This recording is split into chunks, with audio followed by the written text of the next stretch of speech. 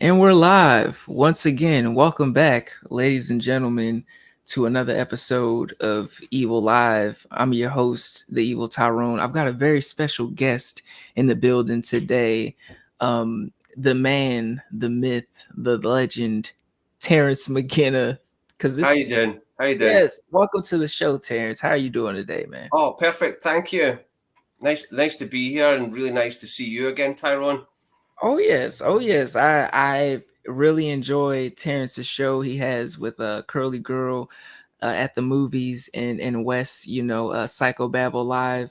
You guys do some great work over there, which the link is actually in the description. So if you haven't already checked it out, you need to check it out.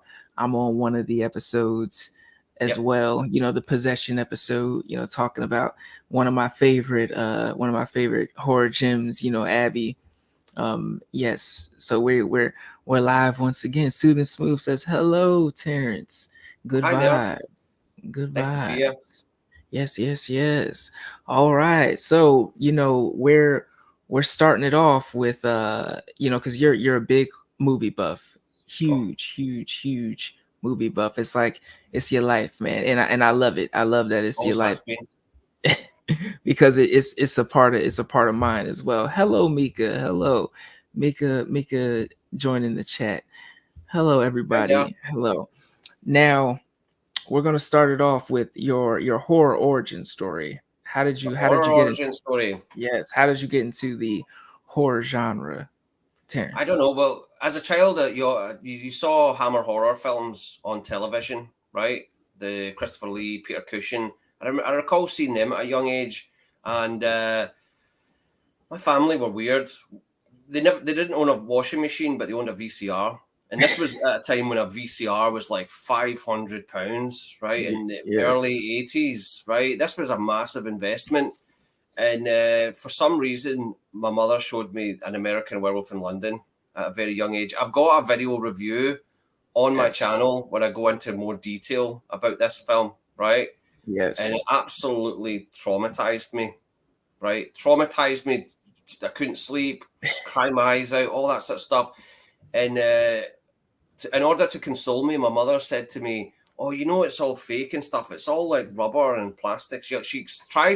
With her limited film knowledge, she tried to Mm-hmm. explain that this was make believe, and tried to go into some sort of make up how they did this in a weird way, and that always kind of intrigued me. That kind of the film, how it made me feel so terrified, and just the sound of werewolves, and if I ever saw Yes.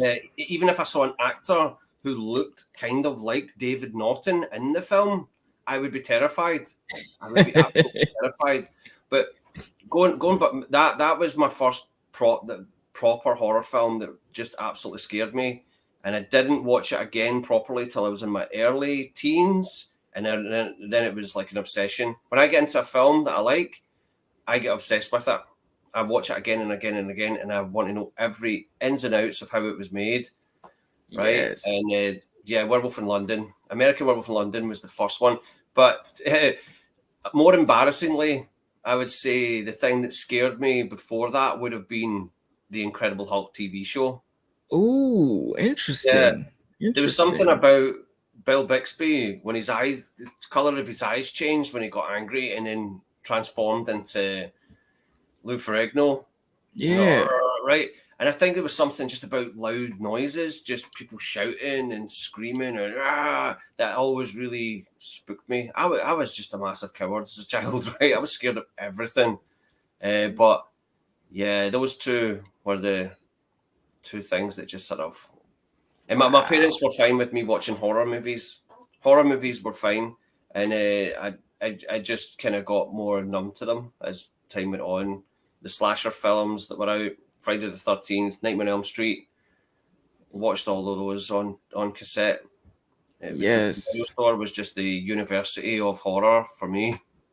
Now you brought up the Hulk, the OG Hulk, Yes, and I want to know, have you seen She-Hulk, because they did a little tribute to that in the in I think the season finale they did a little tribute to that. Right, I missed it. I fell away from it. I was not impressed with She-Hulk at all, which is a shame because as a comic book character, I love Yeah. She-Hulk, and when they announced that there was going to be a She-Hulk television series, I was so excited, right?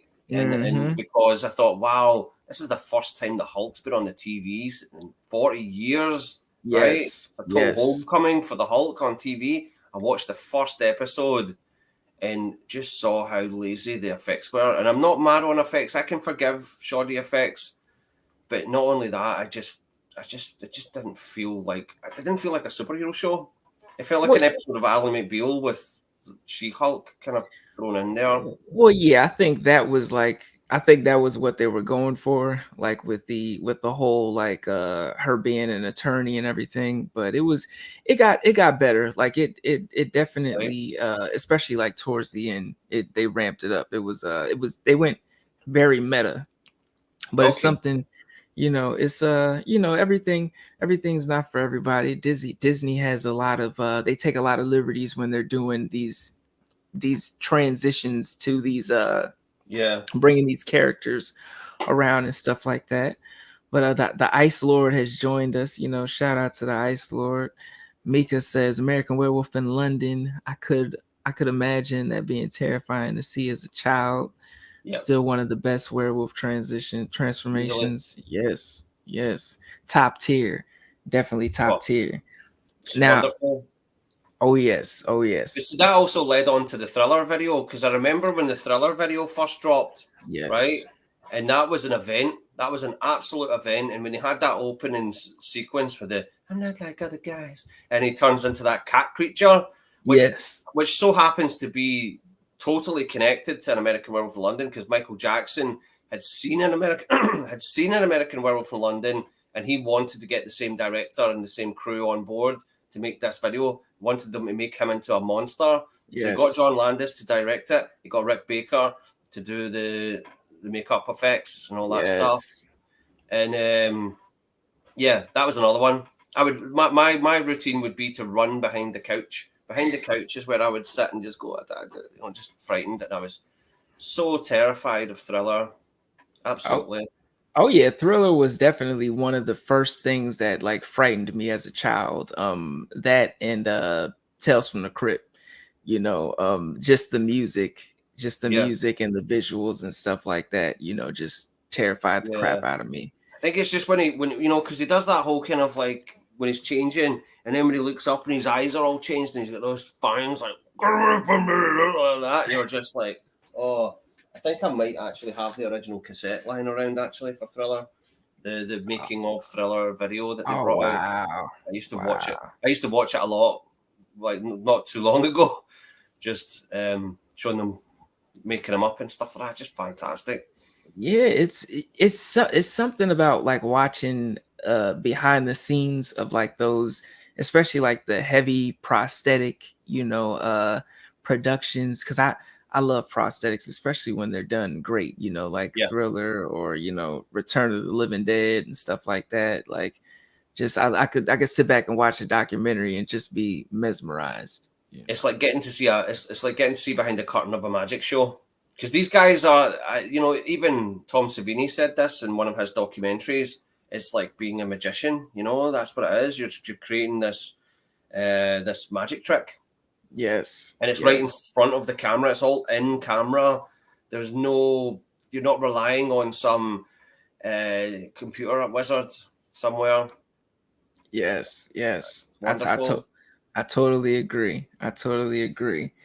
Now, my next question would be I'm checking I just checked out your letterbox and saw a few highlights on there. I saw Possession, which is another great movie out there in the Yes. horror lexicon. One of the newer ones, Parasite, which was awesome, which I still have to finish, but from what I saw, it was really Yeah. good. And then Eve's Bayou, not a lot of people give Eve's Bayou its love, but I appreciate that Yeah, you. that's just a recent one for me. That completely passed me by. I don't think it got a proper release in this country. I don't recall it getting like. didn't remember it seen on any film shows or billboards, posters, or anything like that.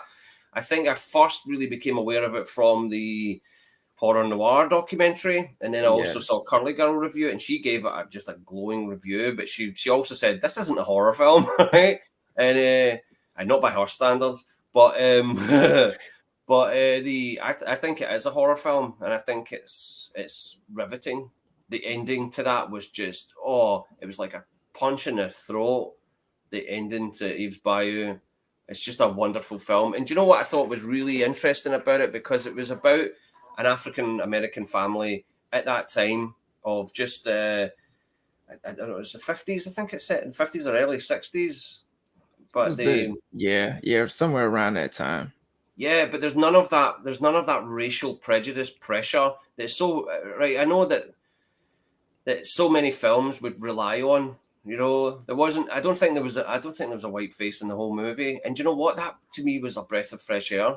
Well, Right? yeah, they didn't oversaturate it. They didn't like we knew what was going on at that time, but they didn't like, Yeah. they didn't try and traumatize you with it, It basically. wasn't. That wasn't what the story was about. And I just Yeah. felt that if that was, I know it's kind of a lower budget film. And I know it was directed by a black woman, Casey Lemons, right? And she's just absolutely killed it in her first film. But if it were a Hollywood film, right, they would sort of throw in some, I don't know, racist sheriff or some cliche in there that you would just be like, oh, right. And I liked that all that was kind of out of the picture just because that wasn't what the story was about. It's about Samuel Jackson and his daughter and the family and the sort of mysticism that was going on as well. And Yes. there's this sequence in it that just blew me away where the woman's, it's been a while since I've watched it, but the woman's talking about something in the past and she's looking into the mirror and she can see this moment in the mirror and she walks into the mirror to sort of revisit the past. I've never Hmm. seen that being done in a film before, Oh no. right? No, not at all. Not at all. Especially back then. It was definitely some innovative type Yeah, stuff there's some going on. really amazing moments in it, and it's for me, it's Samuel L. Jackson's finest hour as an actor, because I think Samuel Jackson, he's been in hundreds of films, right? Hundreds, right, and he does tend to kind of repeat himself, where he's a sort of brassy, loudmouth character, right? And Yeah. people expect that of him so much to the point where fans were demanding that they rewrote Snakes on a Plane so it could have more of Samuel Jackson effing and seeing at the top of his voice, right? Yeah. That's what's Yeah. expected of him. Whereas Eve's Bayou is just, he's playing a real character, right? He's not playing a Samuel Jackson type character, and I like that. It's wonderful. Oh yeah, and I agree because a lot of times when it comes to Samuel Jackson, they do try and just be like, all right, we want what you did in Pulp Fiction or Snakes on a Plane. I'm sick of these mother Yeah, effing snakes on this mother effing plane. Hamming it up. They want him to ham it up, basically. yeah, because You he know. does that a lot. He's kind of, if he's in a sort of supporting role, that's tends to be what he does. Oh yes. That Samuel Jackson's there to shout his head off and then get eaten by a giant shark, right? Oh yes. Oh yes. but but yeah, not that film. That's just perfect, and it's one of those films that is just absolutely perfect. Nothing is wasted. There's nothing in that I would remove or add or change or anything, and it's gorgeous to look at as well. The cinematography, the locations, Oh just yeah. and it's timeless. That's the thing. It's not relying on special effects. It's not relying on the zeitgeist of the modern day. In the sense, Uh-huh. it's totally timeless. It's just captured this wonderful place and time, and the acting's just all everybody's on their A game. Amazing. Yes. You know, Yes. I for a debut film, right? You look at other great directors' debut films, right? Look at John Carpenter, the Dark Star, right? That looks like a debut movie. That looks like a kind of amateur, low budget movie, Yeah. right? Yeah. And you can't fault him for it, right? It is a good. I like Dark Star. It's a good movie, but you compare that to Eve's Bayou. Mhm. right? It's just It right. you can't, man. You can't. It's definitely it was definitely ahead of its time, and definitely still leaps and bounds above, so many other movies out now, that may try and pull similar things off. Like, and Mhm. I'll admit I was sleeping on that movie for the longest. It wasn't until my fiance had put me onto it, I think last year or the year before last, and I sat down and watched it, with no distractions, and I'm like, holy shit, this is next level. Yeah. Loved it.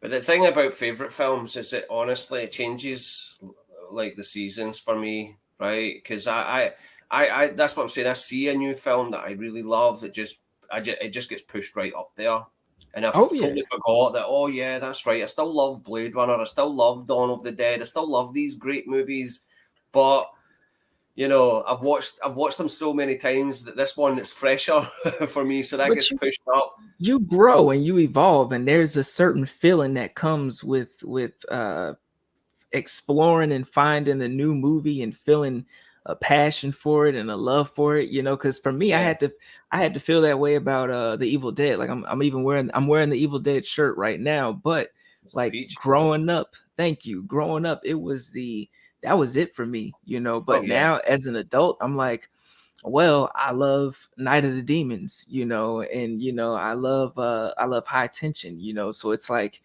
I'll always have a love for that one, or even the Wreck movies, like Wreck 1 and 2. Like, it's just whenever you have a passion, and it's like, oh, this is new, this makes me feel good, this gets me excited, this gets me movie horny, so to speak, so it's like, oh, this is great, so I was very, very happy to see Eve's Bayou on your letterbox oh, at the top. Mika says, Eve's Bayou, so underrated, great film. I would recommend picking up the new Criterion release. Okay, okay, okay. did not know that. Gotta check that out. Susan Smooth says, yes, Eve's Bayou. Diane Carroll, yes, Yeah, the legendary one. Casey Lemons also directed Harriet. Yes, she did. Yes, she did. that's right. Then Mika says, I love that she focused on an affluent black family, as well as this was true to the time where you did have those prosperous black communities not Yeah, only highlighted. yeah. That's kind of what I was getting at. That it didn't have that. They didn't have that sort of. They're all working for white people that they would be in Yeah. most bloody Hollywood films. They're just tired of Uh-huh. that, right? When a film, see when a film like The Help comes out or Green Book, I just roll my eyes. I don't want to sit and watch that, Oh right? yeah. Oh I yeah. just, I It's just don't. I've seen it. I've grew up on crap like that my whole life, right? And it's they just it's like, it's like trash now to me, in it, because it's like exploitation. That's what I think it is. like, I would remember watching movies like growing up, like the Blind Side, or Mm, Freedom Riders and stuff like that, and it's you just need to like, watch that. yeah. Blind. I'd rather go blind than watch The Blind Side. But it's just like, come on now, and Yeah. now they have movies like Green Book, and I like, which I haven't even seen. I'm like, oh, I don't want to watch this, or the movie Till that they got coming out or whatever. I'm like, Oh, White I Savior's Revenge, and it's just yeah, like, I don't need to it's see like, I don't come need to on. see this shit, man. It's not you want me to buy popcorn and milk duds and watch this shit, like, Yeah, yes, we should, know about the history and the atrocities and all this shit, but I come to the uh I come to the theater not to be traumatized all the time, not yeah, consistent, and just because a movie like Get Out, was talking about certain things, doesn't necessarily mean that everyone deserves to put out content in that space, because everybody doesn't necessarily know how to do it, in a way that isn't exploitative or traumatizing, yeah. No, exactly. I find Hollywood is just so out of step in it. It's the trouble is when they make a film like Driving Miss Daisy and something like that, it makes money and it wins Oscars. So Yes. they listen to that and they go, oh, well, that's it. Let's make a dozen of them. And Oh you're like, yeah. oh no, and they beat films like Do the Right Thing and Goodfellas at the Oscars, and you're like, why? Right? Come on, how can you beat Goodfellas? Right? The movie's just unbeatable. Right? Facts, facts. You know, and Amazing. it but it's about the at the end of the day, it's about, well, they say it's about what makes money, because a lot of the times, sometimes it'll prove you wrong. Like some of this stuff will make money. Like what's that? Girls Trip made a Oh, yeah. crap ton of money Yeah. in Even I went to see that, right? yeah. Oh, that was, I was crying in the theater. That was so funny. It That was. was hilarious. You know, that was a great time. But movies like Girls Trip, or what was another one that made Crazy Rich Asians, Yeah.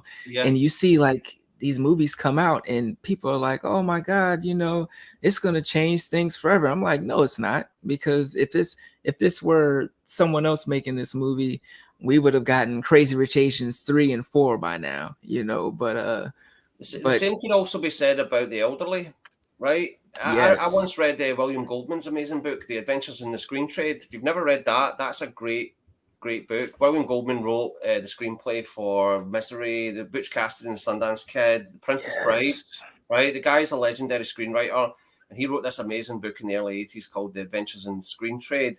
And he talked about how films are always sort of focused on youthful people or people of a certain age and nowhere yes, else. But at the same time, on Gold, at the time that this was written, 82 or something, it got written, but it's still relevant. All the information in it's still very relevant. On Golden Pond with Henry Fonda and Catherine Hepburn, that was an absolute blockbuster. And he was like saying, "Look at this film On Golden Pond. It's a great movie, and it's a classic, and it made a ton of money, and it's about old people, right? But they yes, don't make films about elderly folk. But when they do, occasionally, they make money. And that the same thing could be said about, what was it, The Best Marigold Hotel? That was a film that came out a few years ago about women in an Indian hotel, and it made tons of money, right? But they don't target films towards, not towards the elderly, but at least focus on having characters that are of a certain age, unless it's one of yes, these daft Expendables films, or they've got Michael Myers out from retirement, right? Where they're just kind of relying on our nostalgia, right? yeah.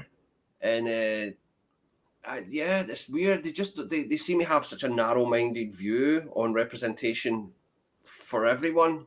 I think it's really kind of, it's boring, is what it is, and it's been boring for a long, long time.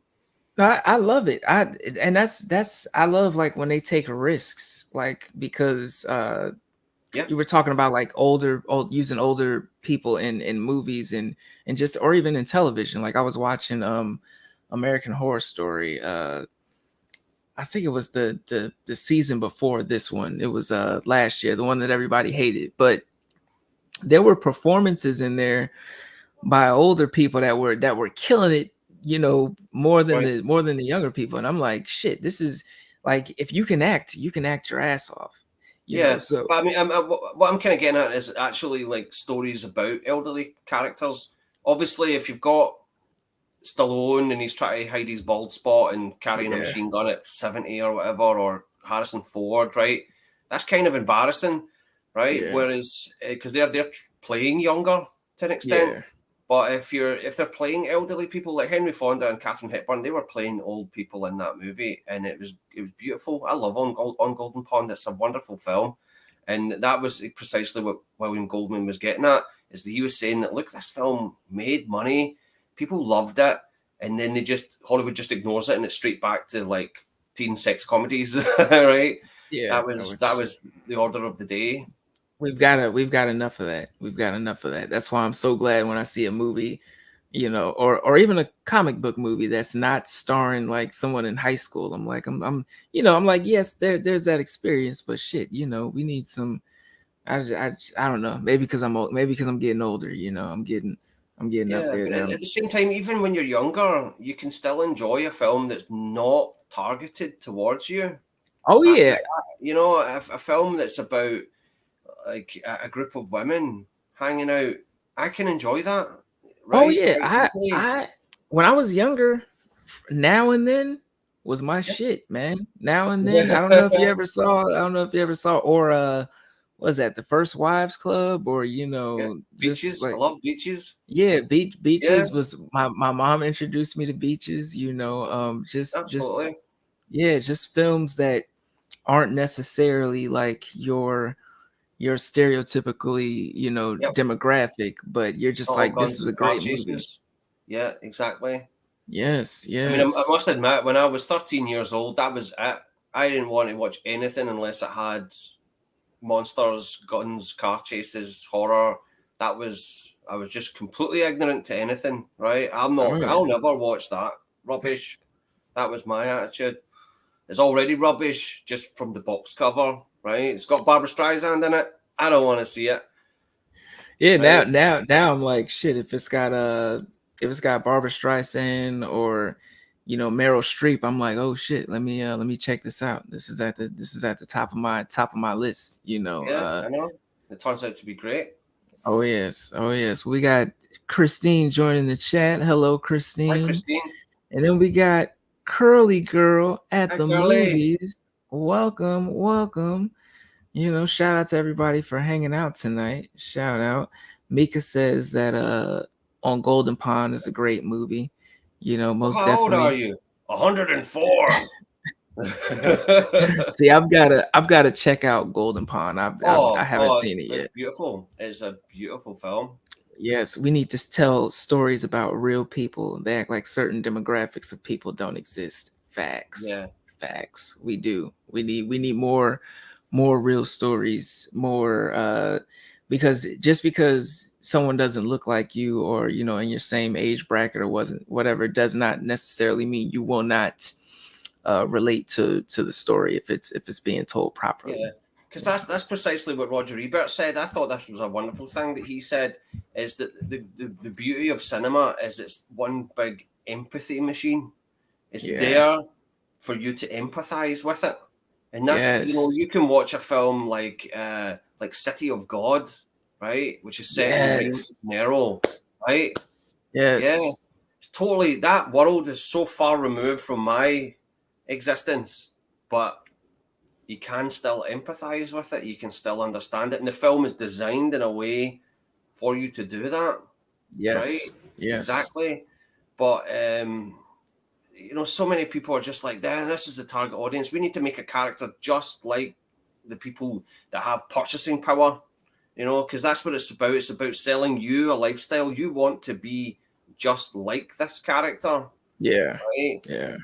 You know, But sometimes it's just you get overloaded and you're just like we're because I think what we view and what we digest a lot of times like shapes our reality in a lot of ways. So it's like you keep on you're viewing things that people think people are supposed to be, how they think people are supposed to be, or like we were watching a movie the other day.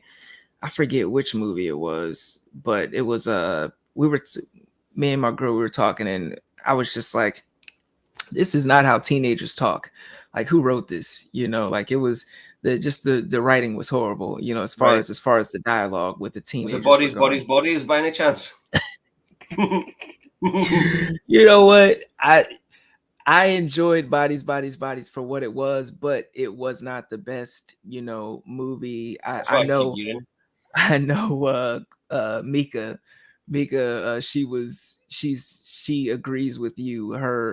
Her and her twin, they saw Bodies, and did not enjoy it at all. I think I think it was spoofing like the whole Gen Z type thing or whatever, but it had its audience. But yeah, I guess what I enjoyed about it was the fact that they didn't um so many times when they throw all these big name actors in, and it's like, oh, who killed this person, cut the lights out, who hit this person in the head with a vase while the lights were out, and all this crap, and it's just all these big name actors, and it takes me out the story, but Right. with this it was like, okay, relatively unknowns with um with what's his name, Pete Yeah. Davidson, SNL. What's it? yeah, Pete Davidson, Pete yeah. Davidson. Yeah. Mika says, I was thinking it was bodies, bodies, bodies. Didn't You like know, it it's an at all. interesting thing. You're talking about teenagers acting in films and being unrealistic, right? That's one thing I've always been kind of off put by the Friday the 13th movies. I've always Yeah, found their characters, even when I was younger, suspect. Like these are yeah, written by people who probably never had a proper conversation with someone in their life. They're sitting in a sweaty motel room writing this screenplay and they've got to get it done quickly. Whereas you look at Wes Craven. Wes Craven wrote Last House on the Left back in what 1970? Where are we now? 72. Yeah, it's 50, right? 50 years ago. And those hmm, two women in it, they talk to each other like real people. I don't know what it is. They seem like genuine women from the 1970s talking to each other, the young girls in it, before they get murdered and all that nonsense, right? But they feel genuine. And then you jump to like the House of Eyes. The characters in that feel genuine. You go to like Nightmare on Elm Street, Scream, the people under the stairs, yes, and even the Serpent and the Rainbow, right? Even though it's set in like Haiti, you feel that these characters are real, genuine characters that talk to each other like proper human beings. And yes, I don't know what it was about Wes Craven. The guy had a knack for understanding the way people spoke to one another, whether they were from different backgrounds, there were different age groups, different cultures, and uh, and that's what's missing. And I went to a Q&A once with John Sayles. John Sayles wrote Piranha, The Howling, Alligator, right? That's the B movies that he wrote, right? But he's also a very prolific director in his own right.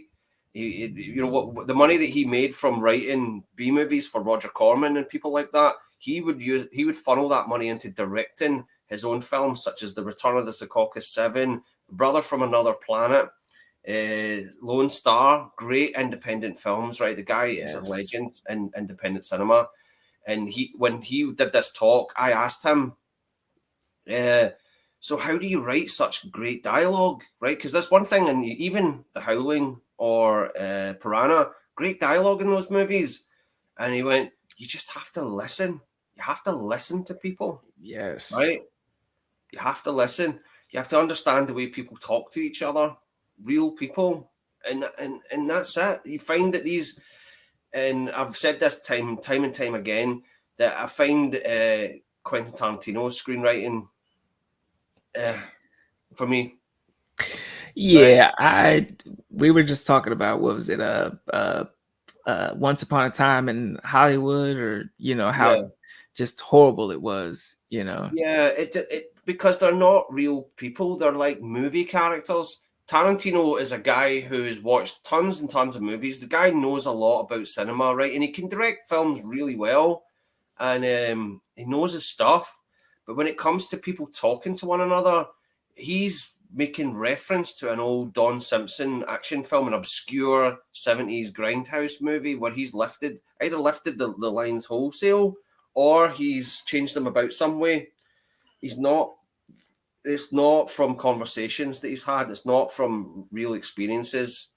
It's Yes. just, it's just films regurgitating themselves, and it shows. It really shows. I find it immensely distracting, right?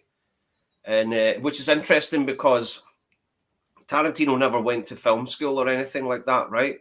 Whereas if someone who I would say is a contemporary of his, Spike Lee, did go to film school and teaches at film school as Yes. well, right? Yes. And he does the same thing. He does the same thing, but it's not irritating to me, right? When he makes references to older films, it feels natural. Whereas Tarantino, it feels forced to me, right? And I'm not getting into the whole kind of inward thing. Yeah. That's another big Yeah. sack of nonsense, right?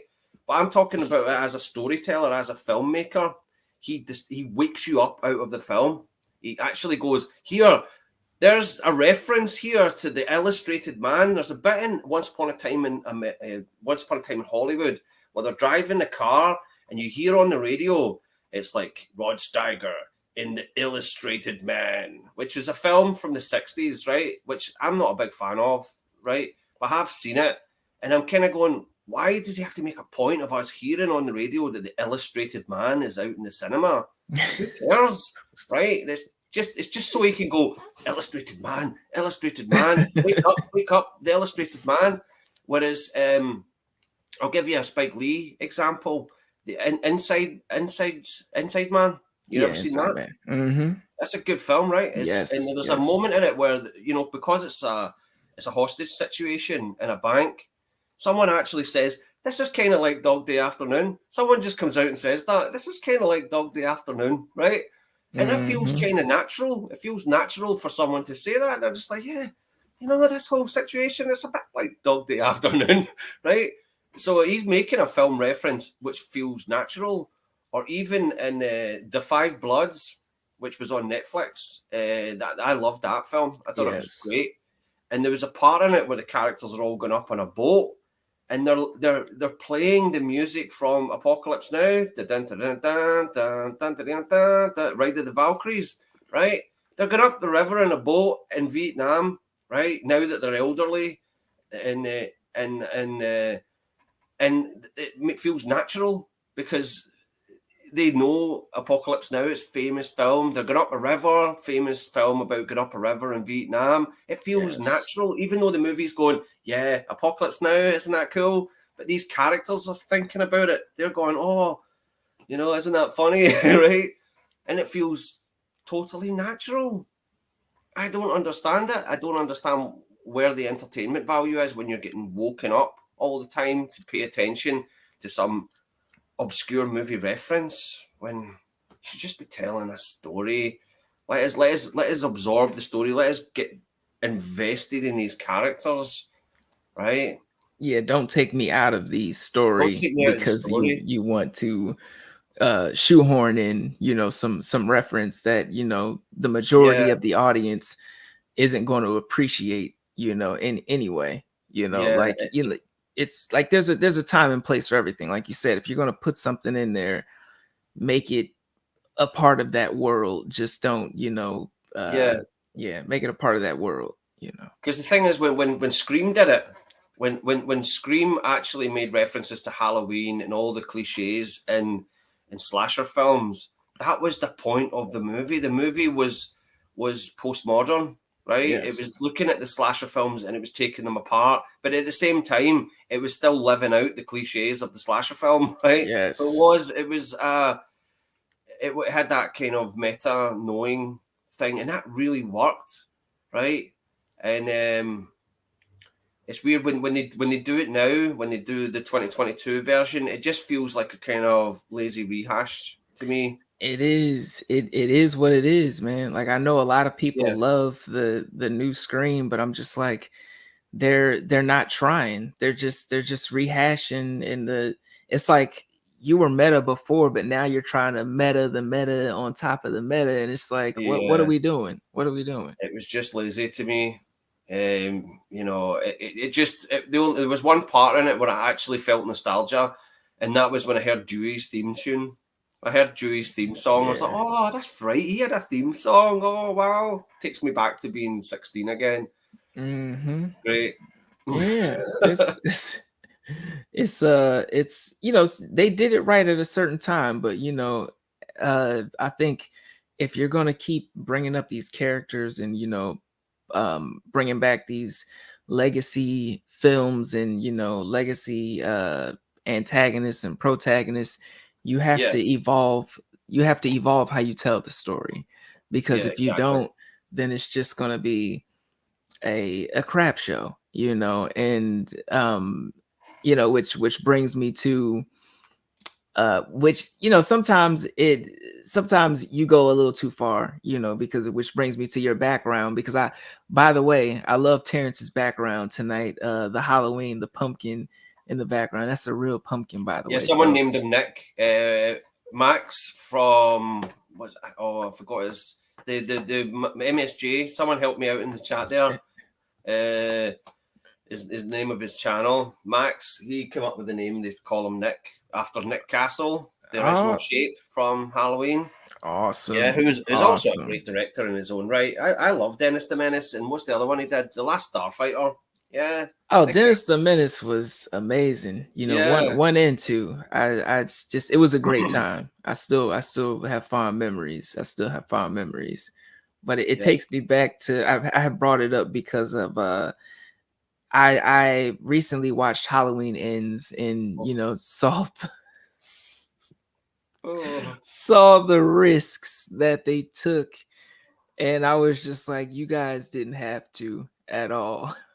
mm, Like, you didn't have to at all, because I feel like I walked into a movie where you were advertising something to me. You were advertising a fight at the after all yeah. these years between these two characters. And not say that Laurie's a Titan, but we would have loved it. We love to see a traumatized Laurie, grab a shotgun or axe and just start standing up for herself and all that shit. But what we got, I was when the movie started, I'm like, okay, we're starting like this, and this is a little bit too long. Why are we still on this character?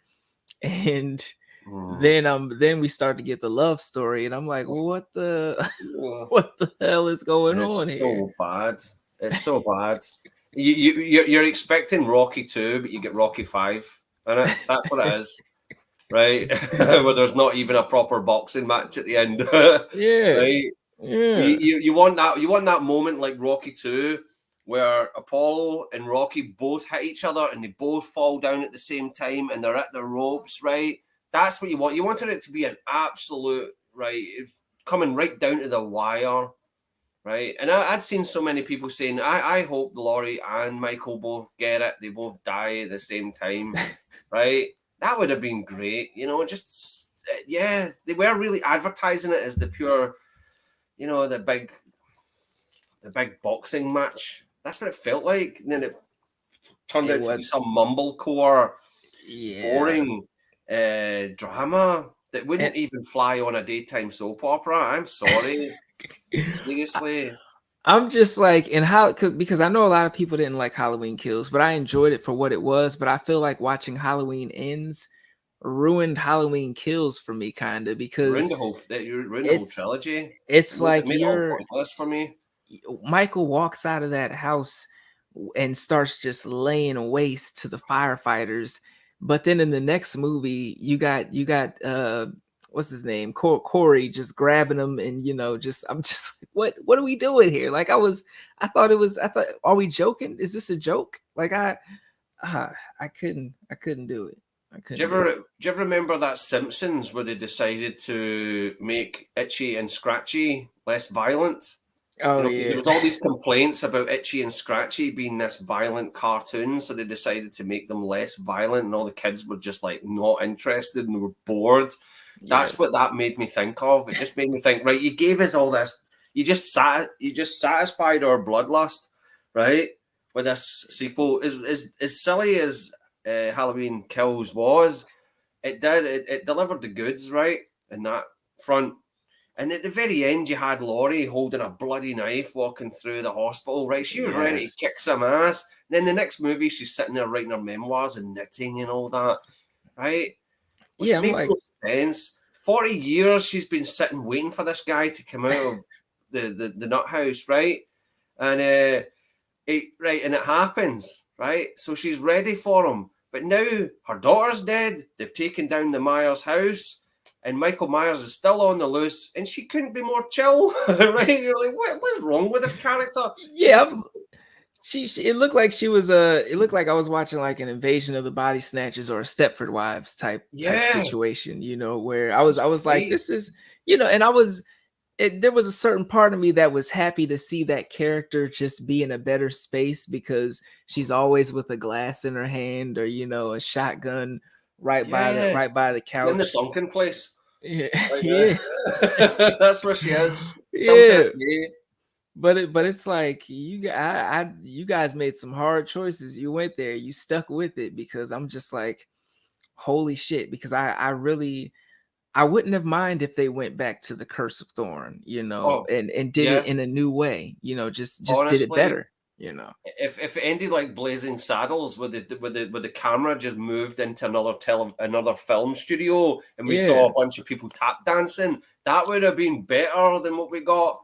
Seriously, it was just so boring. I don't think I've looked at the time on a DVD, my watch. I've not looked, in so long, right? yeah, And that's another. yeah, I hate. I know I'm quoting Roger Ebert again, but he said another thing. It's like a bad film is never is not short enough, and a good film is not long enough.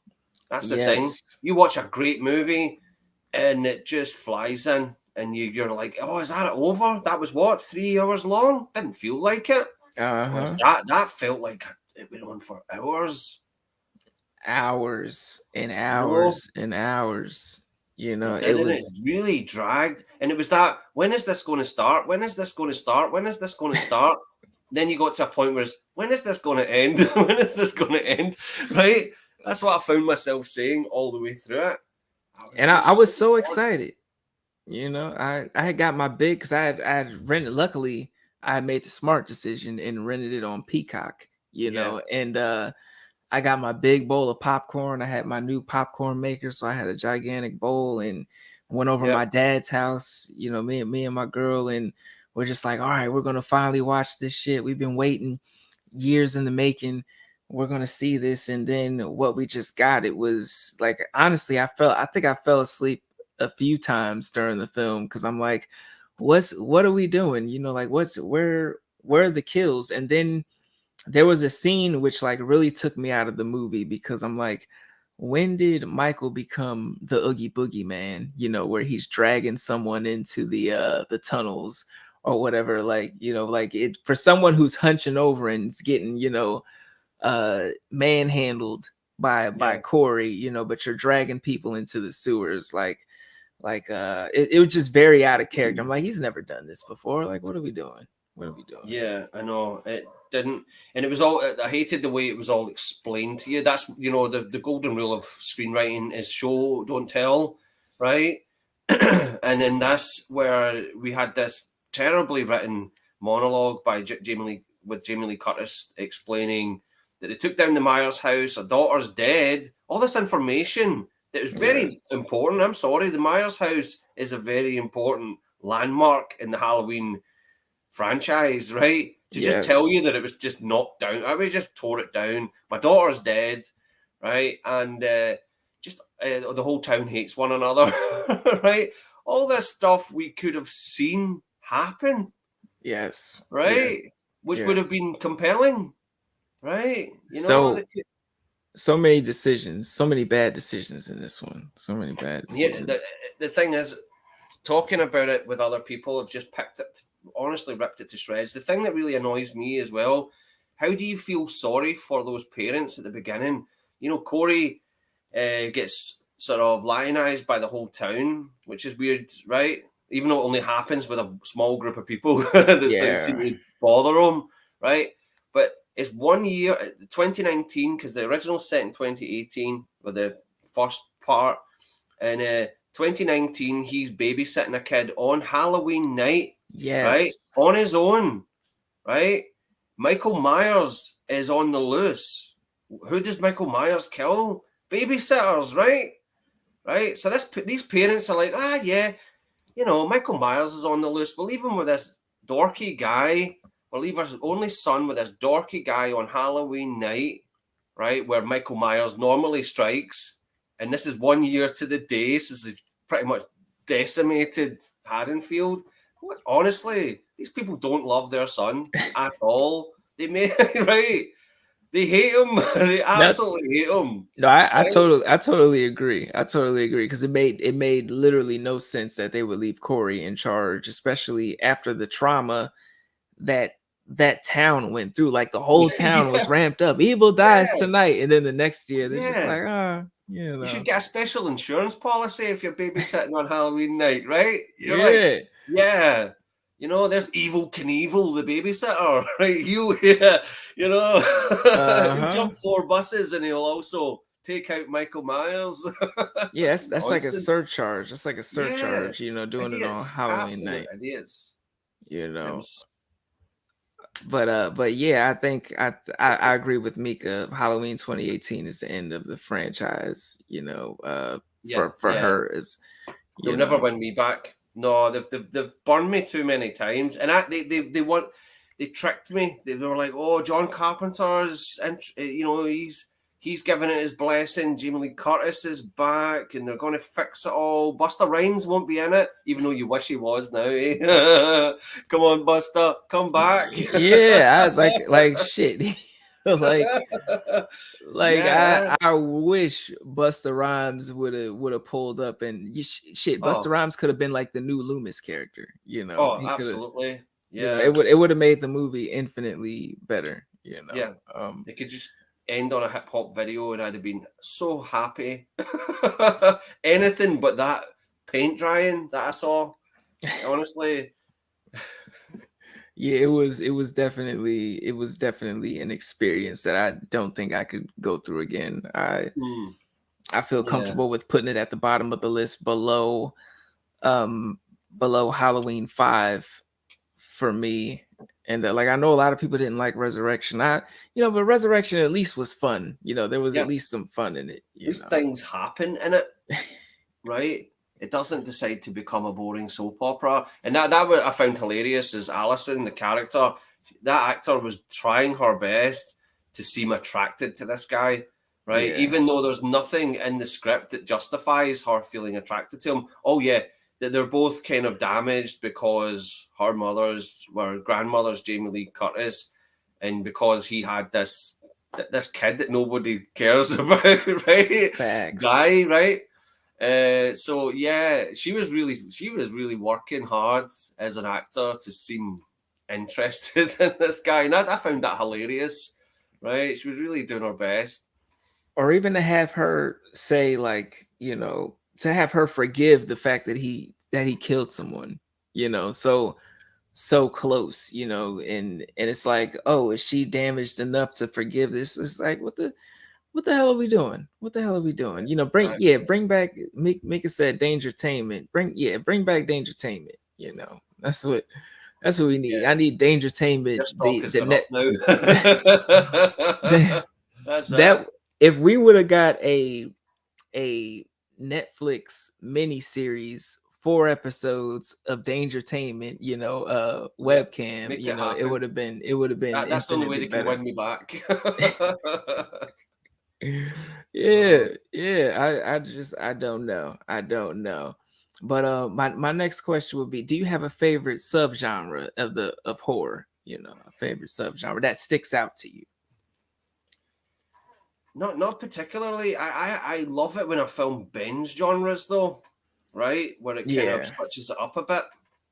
But I'm really not. I'm not especially in love with horror in general. I love movies, Yeah. all kinds, but you can't be a good sci-fi horror, really. Yes. To just Sci-fi horror is yeah, amazing. you can't beat it when they just really take you out of this world, like Event Horizon, Alien, The Thing, right? Yes. Those are the Yes. best for that, or for The Fly, Oh yeah, right? don't bring up Alien or Mika's in. Mika really goes up for Alien. She loves that's like one of her favorite, if not her favorite franchise in the genre, Oh, Alien. oh yeah, there's nothing quite like it. It's just, and it's kind of sad because it's been so ripped off. Yeah. I saw a trailer. I can't remember what the name of this film was, but there was a film that came out like this year, and I can't remember. I just saw the trailer for it, and it was a space horror kind of thing, and it looked like Alien with the corridors of the spaceship, and I'm kind of going, they're still making films look like that, and it's kind of lazy and boring now, right? When that was really unique and fresh, and now it's just the most boring looking thing ever, right? I mean, I'll tell you one thing: if I ever got on board a spaceship, I'd make sure it was well lit, right? Because of Alien, right? Oh yeah, there's so many like just the claustrophobia of it, it was so well done, Yeah. but sci-fi horror just in general, like The Thing, and just how they incorporated the paranoia, of things, or Yeah, even something, not more recent, but newer than The Thing. What was it? The Faculty. I don't know if you ever saw right. The I've still Faculty. not seen The Faculty, and Oh it's yeah, The Faculty is been on my good. radar since it came out. Yeah. Yeah, Oh, it's definitely one of mm. those ones that I would recommend that you check out. But or Invasion of the Body Snatchers. Invasion of the Body Snatchers, the remake or the original, like you really can't go wrong. You really can't go Yeah, wrong. There's nothing like, even I enjoyed the Nicole Kidman one. Like, of course, not as much as the other ones, but I enjoyed the ending hit me when her and her husband are reading the newspaper and the world's going back to shit, like we're at war and all this shit, and she's like, well damn, like did we really, like, if the aliens were in charge, we'd be at peace right now, but so did we really win, right. like I it still was. haven't seen that version, but it's interesting that it's been made 4 times over different eras, and they Yeah. all seem to have something new to say about that Yes. time, which is Yes. weird. The Invasion of the Body Snatchers, but the Donald Pleasant, no, Donald Sutherland one, Philip Kaufman, 1978, I think it came out. That's my favorite, with the dog, and Yeah. it's got a human face. Yes. Brilliant, yeah, Yes. just brilliant, and that ending, oh, it just Oh, freaked me out first time I there's saw that. there's only a couple like endings that have like screwed me up as far as like watching movies at night, but that was one of those movies that like just Oh, I had that like tensioned walk back to my bedroom, yeah. at night. That one, when I just see him, pointing and just it's just like, oh my god, like what the hell? Or another, well, a more recent one, Oculus, Right. when the brother gets arrested, and he's like, it was the mirror, it was the mirror, it's Yeah. it's certain I things love the that, scene in that with the light bulb. You thought it was an apple and it was a light bulb. I was like, what yes, the hell? yes, Yeah, that was good fun. yes. Uh, So many. And Mika says the Thing with its practical effects were I couldn't sit amazing. down. I could not sit. I watched that when I was 12 years old on television, and it had commercial breaks through it as well.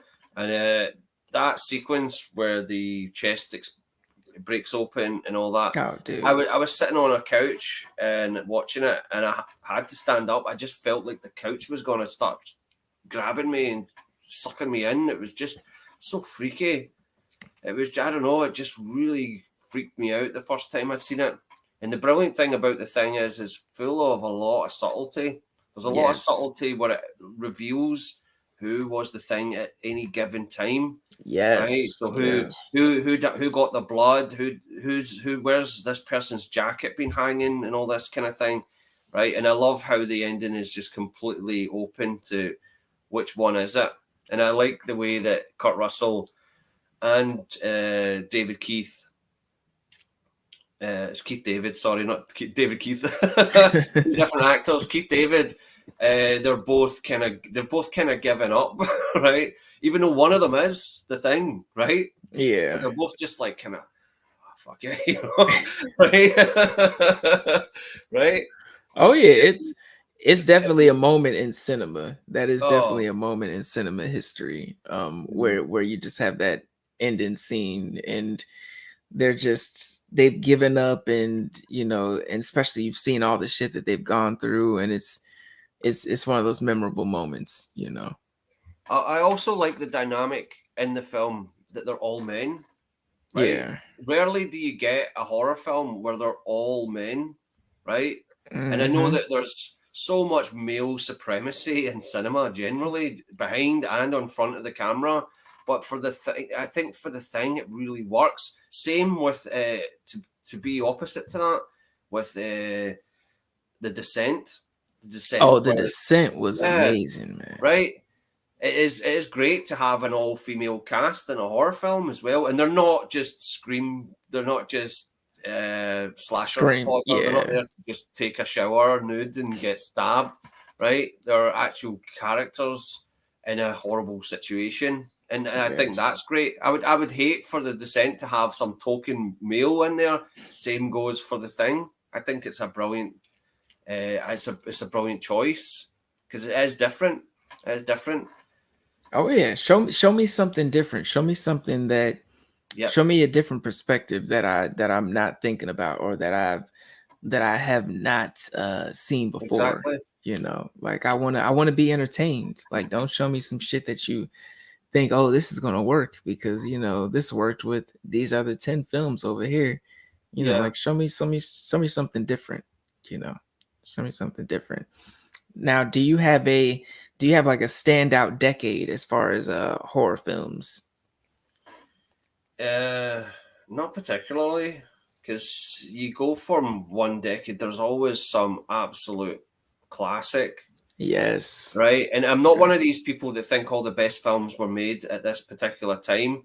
I think it's harder for really great films to come out now and get noticed, right? Because Hollywood just seems to dominate so, and they do it so badly. And Halloween Ends is a perfect example of that, Yes. right? That film cost something like $30 million to produce, and that's not counting the marketing, right? And Yeah. Terrifier 2, Terrifier 2 costs $200,000 to make. No marketing. It's all word of mouth. It's all social media chatter about Art the Clown. And that movie's on its way to making 10 million at Yes. the American box office. It's on its way, and it's still bringing people in, even though it's available for streaming now. It's still bringing people in the door, and that's what it takes. It takes it to be out of the hands of the Hollywood executives. And you Yes. look at the history, and that's what I love about Terrifier 2, regardless of what you think about that movie, right? I really enjoyed it. It's just brainless gore, right? You look at all the great horror films that have changed the game, right? Whether they're good or bad, in your opinion, it really doesn't matter. But you look at something from the Texas Chainsaw Massacre to Evil Dead to Yes. Bad Taste to the Blair Witch Project, Paranormal Activity. These films, none of these films cost $1 million. Halloween didn't cost $1 million. None of them. And they're still revered to this day. Every single one of them still being studied, looked at, copied, imitated, right? And Terrifier 2 carries on that tradition. It is made outside of the studio, right?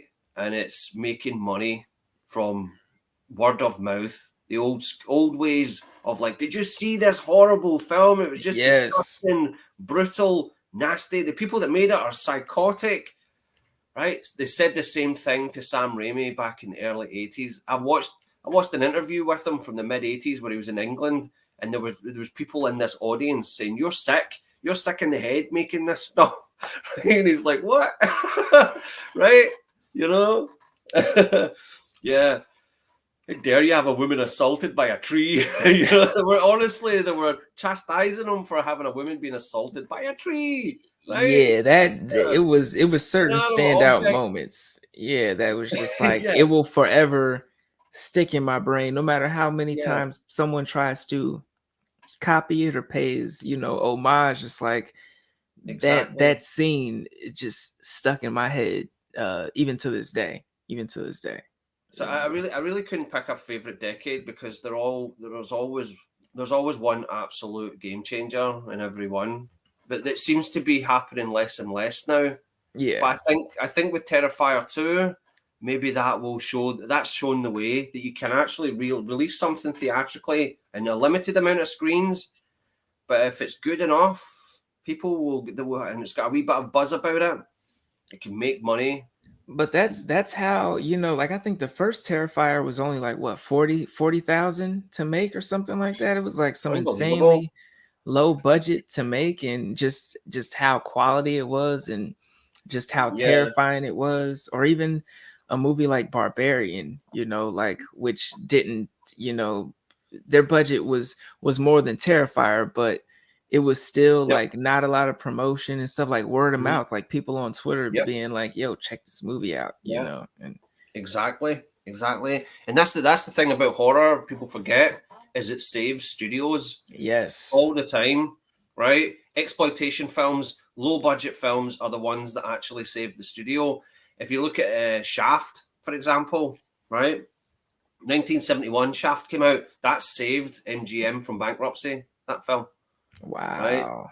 No, it really did. That was what really started the whole so-called black exploitation trend. Was because that film made so much money and it was a low-budget movie, right? And that was where we got tons of them at the time.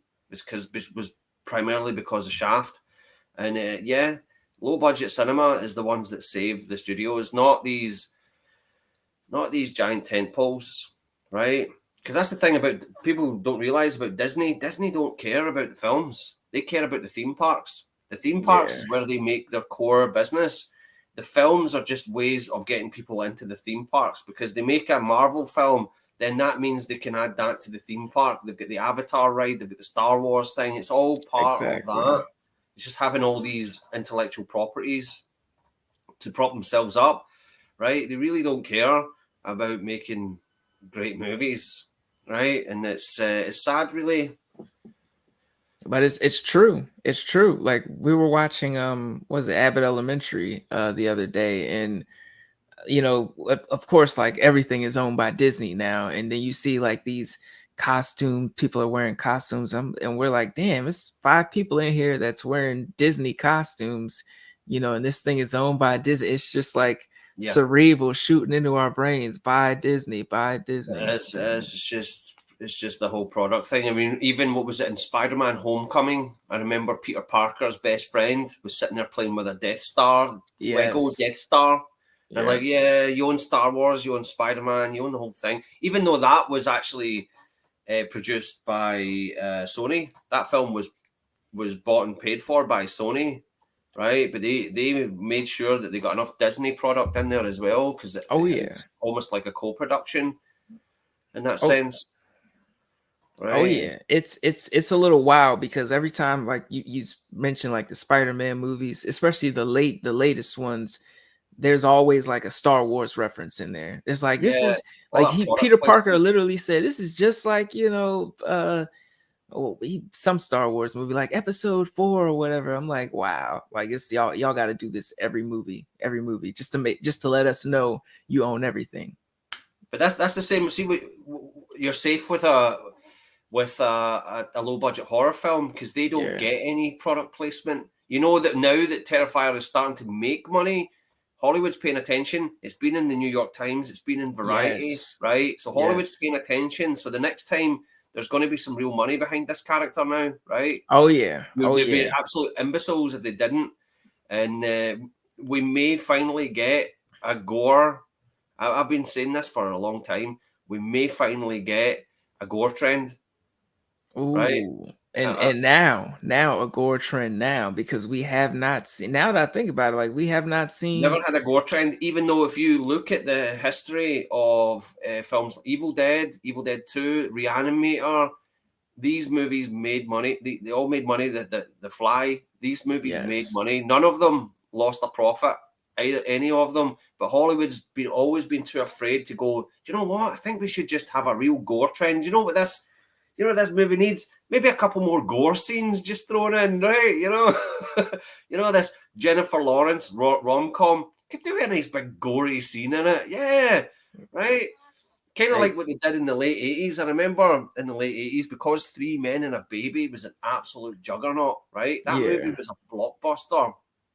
So there was this whole baby trend that even if you had a movie, you had to have a baby in there for some reason. Even Oh Ghostbusters yeah. 2, let's put a baby in it, right?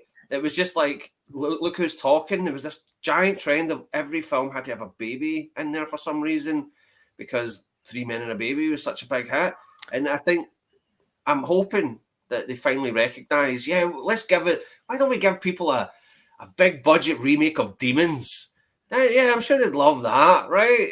Oh, you demons know, would be freaking. I was exactly. yeah, it would be freaking Give awesome. Peter Jackson an unlimited amount of cash to make bad taste too. Come on, That it right? Yes, yes, yes. Big Mika says that's so true about low budget horrors being successful. Sometimes not having big studios behind it allows you more creative Of course, freedom. And Curly Girl says throw gore and everything. I agree, Curly. I rock and agree. roll, absolutely. But see, that's the thing as well. You don't need to worry about product placement. You watch Halloween, the original Halloween. How many Yeah, products do you notice in the original Halloween? yeah. Yeah, the William Shatner mask. That's right. Yeah, Star Trek reference right there. No, Uh-huh. bugger all. And same with the Texas Chainsaw Massacre. Unless you're talking about Black and Decker or something, right? There's nothing to really. There's no bowl of Cheerios there. No one's like, oh, I've got an American Express card. No, they don't. Because they can't get that. They're not. They won't be able to get sponsorship. But the thing Um, is though, it would be very lucrative for them, or of course. very, because like I remember watching like the Fast and the Furious movies. They crash into like a Mountain Dew billboard or some Of course they crap, do. and but I'm like, if I'm watching a Halloween movie, or even something like I don't know if you saw Mandy with Nicolas Cage, but Haven't. they had a scene in there where they had a commercial where like the kids are talking about, like, I think it was like cereal or some crap, and there's all this memorabilia and stuff off of just that one commercial. And I'm like, if you people don't, if Mountain Dew or somebody don't come in here, if or Pop Secret, put their popcorn on the table, in a Halloween movie, like if y'all don't get it together and get this money, because it's a lot of money and a lot of eyes Yep. being put on. Like, just think of how much money it made, the recent one, the first part one, at Yeah. least, just, and how many eyes were on that, Yeah. And there especially wasn't with a the lot of product promotion. placement. I don't recall. I just remember there being a New Kids on the Block poster. That's all I can remember. But Yeah. here's the thing. See, even if you go back to the big tentpole movies of the 70s, like let's for example, Superman, right? Richard Donner, Yes. 1978, classic, right? He on the audio commentary for that, he talked about product placement and how there's a scene where um, the young Clark Kent is sitting at his breakfast table and there's a bowl of Cheerios and you can clearly see the box of cereal that says Cheerios. And he said, we got something like about $100,000 for every time Cheerios appeared on screen, right? That's what he said. Wow. Is something like that, right? They got $100,000 to put towards their budget. And it doesn't feel that intrusive in the sense that as a viewer, right, you see Clark Kent sitting at his breakfast table, there's a box of Cheerios. It feels natural, it feels normal. But I've seen recently, I watched the Sonic the Hedgehog movie, and there was a part in the movie where they pretty much stopped the movie to talk about Olive Garden and this character. We don't have Olive Garden here in Scotland, right? But Yeah. I know all about it now. Thanks to Sonic, right? Where the characters are given like a gift card from Olive Garden, and the guy explains, "Oh, have you never been to Olive Garden? It's fantastic." Blah blah blah, and you're like, oh "My God!" Right? It just takes you right out of the movie. It's just like we're going to break for a commercial here, No, you that's know? that's what I felt about the latest Power Rangers movie, where they had Rita Repulsa end up, like, they pretty much stopped the movie and had her eat Krispy Kreme donuts, and I'm just like, I love me some Krispy Kreme donuts, but really, y'all, really, this is like, how much were they paying you to put this in a movie, Yeah, you it's know? really boring. It is. It's tiresome. Oh yeah, oh yeah. But like we said, they need it in the horror genre. Oh yeah, It definitely would lead to some nice product placement, and yeah. some more funding behind the scenes, because some of these studios need it. Get Freddy's sweater at the Gap. There you go. You Yes, want to look like yes. a child murderer? Come to the Gap.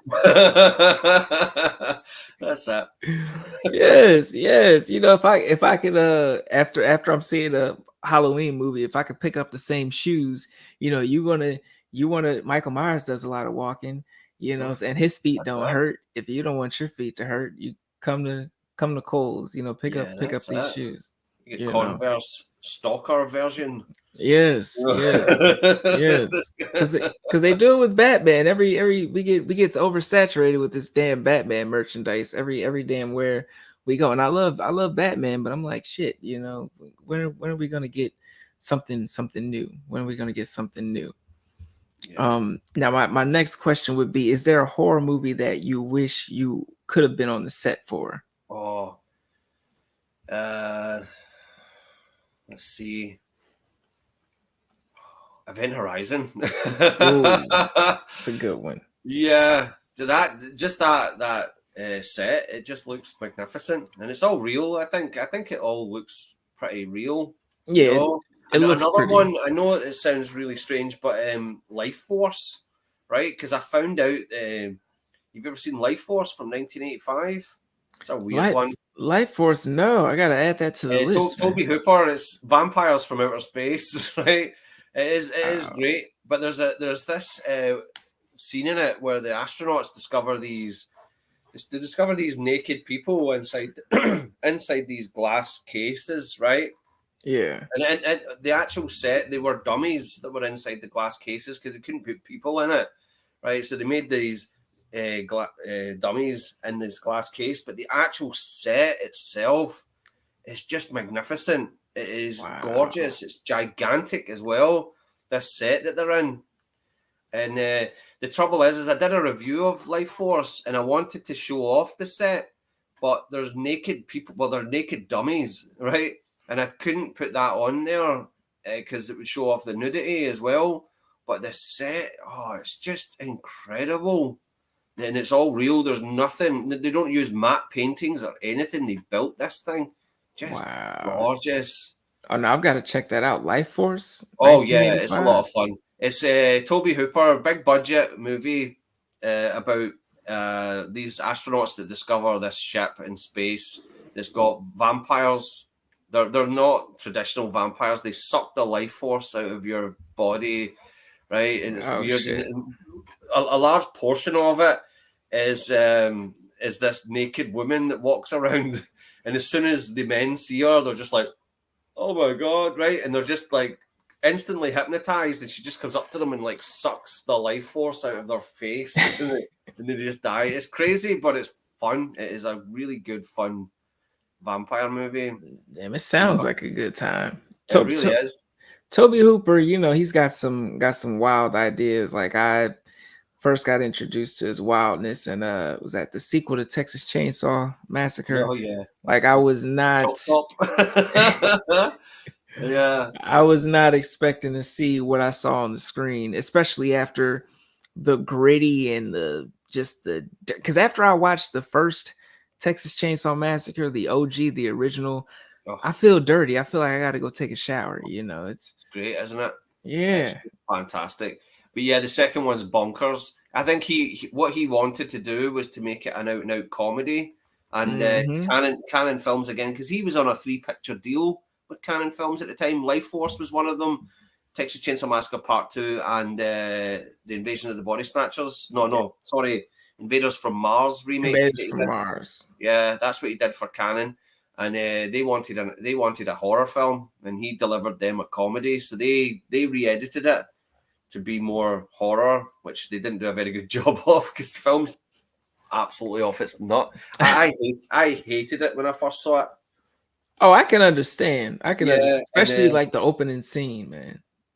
King Gore, big shout out to King Gore. Yes. He convinced me that it needs a rewatch because he hated it too, and he says he totally loves it. And he recently just bought the 4K. Vinegar Syndrome just brought it out on 4K, and I Yes. looked it up and see the supplementary stuff that's on the Texas Chainsaw Massacre Part Two. Wow, there's just so many special features on it, Oh right? yeah. Oh And that yeah. was an interesting thing that I'm not sure who it was in the comments that mentioned that Eve's Bayou is on Criterion. I'm interested to know what's on the.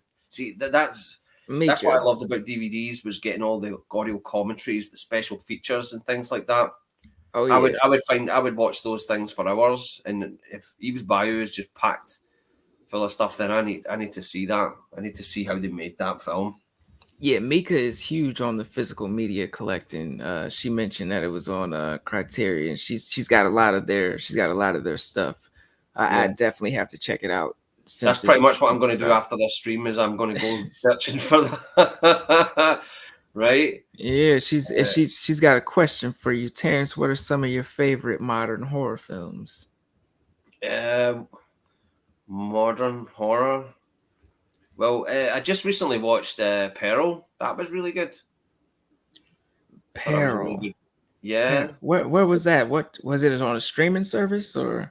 yeah, yeah. Just saw on a video on demand, but Oh, the okay. here in the UK, but the what do you call it? The character, the acting, that it's not what you'd expect. I mean, I know it's not pretty much a slasher film, but it has kind of slashery moments in it. But Yeah. that Mia Goth, my goodness, what a performance! Oh yeah, yeah. She absolutely killed it. Pearl was, and it just the dialogue, like that scene where she had that monologue, towards the end. I was just like, holy shit, man, holy Yeah, shit. that's one of the best that I've seen recently. Obviously, Terrifier 2 was a lot of fun. I mean, it's just kind of throwaway nonsense, but it's fun. It's just in ridiculous kill scenes and the darkest humor. It does Yes, make me think of the. It makes me think of Freddy Krueger a lot. Art the Clown. That kind of you're kind of with him, reveling in the grotesque, yes, bloodletting. uh, Modern horror. Of anything, Jordan Peele. What am I talking about? Go Get Out is an yeah, absolute. That's another one that was a game changer. That cost something like I think it was like 2 million to make. Made something like $200 million throughout the world. It was yeah. huge, huge It everywhere. was something. Just it was a monster. It was a It made monster. something like $50 million in South Korea, right? You wouldn't Uh-huh. imagine that, right? And it's just that ending was everything. And I had this conversation with someone recently. See if they went with the other ending that they had, where Chris does get busted at the Yeah. end. I don't think it would have made that kind of money. I honestly No, think no, I wouldn't have. And because that's how I felt about I don't know if you saw Queen and Slim, but I that haven't seen it, film, but it looked good. yeah, they like it was good up until the ending, and it was just like, I don't need this. I do not need this right now. It made me not want to purchase it on Blu-ray or physical media, I think because you're kind of it's giving it away, but yeah. Oh yeah. Well, yeah. No, yeah, I don't want to give away, too many spoilers. But yeah, it's certain things. I just, I don't want to be. I don't want there to be a downer just for downer's sake. I don't know if you did. You see The Woman King? Did they have it over in I've, I've not seen that. It's not out yet. I don't think it's been out in this theater, but I've not been to see it. Oh, Yeah, is it? that's a really good one. That's a really good one. And they treat the characters really well. Everything was really fleshed out, and I appreciated that. It's not a depressing movie basically. Like there's Oh, stuff that happens, there's conflict that happens, but it's not, like you don't walk out of the movie just like, oh shit. And sometimes, sometimes the director wants you to feel that, like I don't know if you did you see Black Klansman? oh yes, Um that was yeah, brilliant. like the ending of that, like Oh when they're in the house and the KKK are outside, and then they just flash forward to what's happening yeah, in to current Charlottesville. times. Yeah, Yeah, like that, like everybody in the theater was crying, man. Everybody in the theater was, I can imagine. I saw it at home, but yeah, it is. But that's the thing about Spike Lee. He's always had a knack for that. I mean, it was the same when Malcolm X came out, right? I mean, I didn't see it. I only saw Malcolm X about 4 years ago for the very first time, right? And the intro with Rodney King. That's the intro to the film, right? Is that yes, video, right? And it's kind of interesting to watch that now and think not a lot has changed. Not a yes, lot has changed since that, and it's 30 years that movie since that film came out. But yeah, Spike Lee's he's always been able to have his finger on the zeitgeist, right? And Oh yeah. as a filmmaker, and but the Black Klansman was a great movie. I loved the there was some real tension in it, some real suspense in it, and the just to see Harry Belafonte in a movie again, Yes. right? An Yes. absolute legend, right? And as soon as he appeared, I was like, "It's Harry Belafonte," right? I mean, and that's another thing. It doesn't feel like stunt casting. It doesn't feel like, oh, here's Sammy Davis Jr. in the Cannonball Run. It's not like a Yeah. pure cheesy cameo. It's like this Harry Belafonte, right? Whoa, Exactly. you know, my Exactly. jaw just dropped at that moment, right?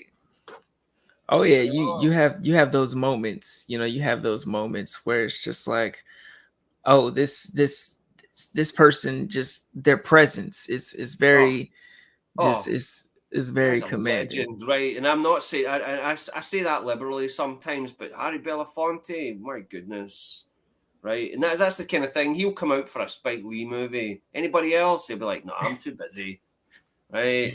You know, I'm Oh just yeah. right. Oh yeah. Oh You yeah. know, Because I'm sure all the time people would, want him in their movie for a cameo or for this role or that role, that wasn't a especially, cameo. That was you know. not a cameo. That was like that was like he was like a goodwill ambassador. You know, that was like it's almost like mystical blessing on that film, right? And Yes. that was his first Oscar, wasn't it? He got, I think, best original screenplay, no, best adapted screenplay for Spike Lee, was co-written. Yeah. You Hmm. know, and great, you know. Yeah, it was amazing. It was amazing, man. It was a time. It was a time. Now, I also, my next question for you, because we did speak about Abby when I was on your show, so do you have any favorite horror black exploitations, Well, like it's what, easy. Blackula's the best. I'm Blackula? sorry. Well, see, the thing is, I haven't seen Sugar Hill. I've not seen, is it Doctor Hyde? And I've not seen that one. What other ones? There's loads of them.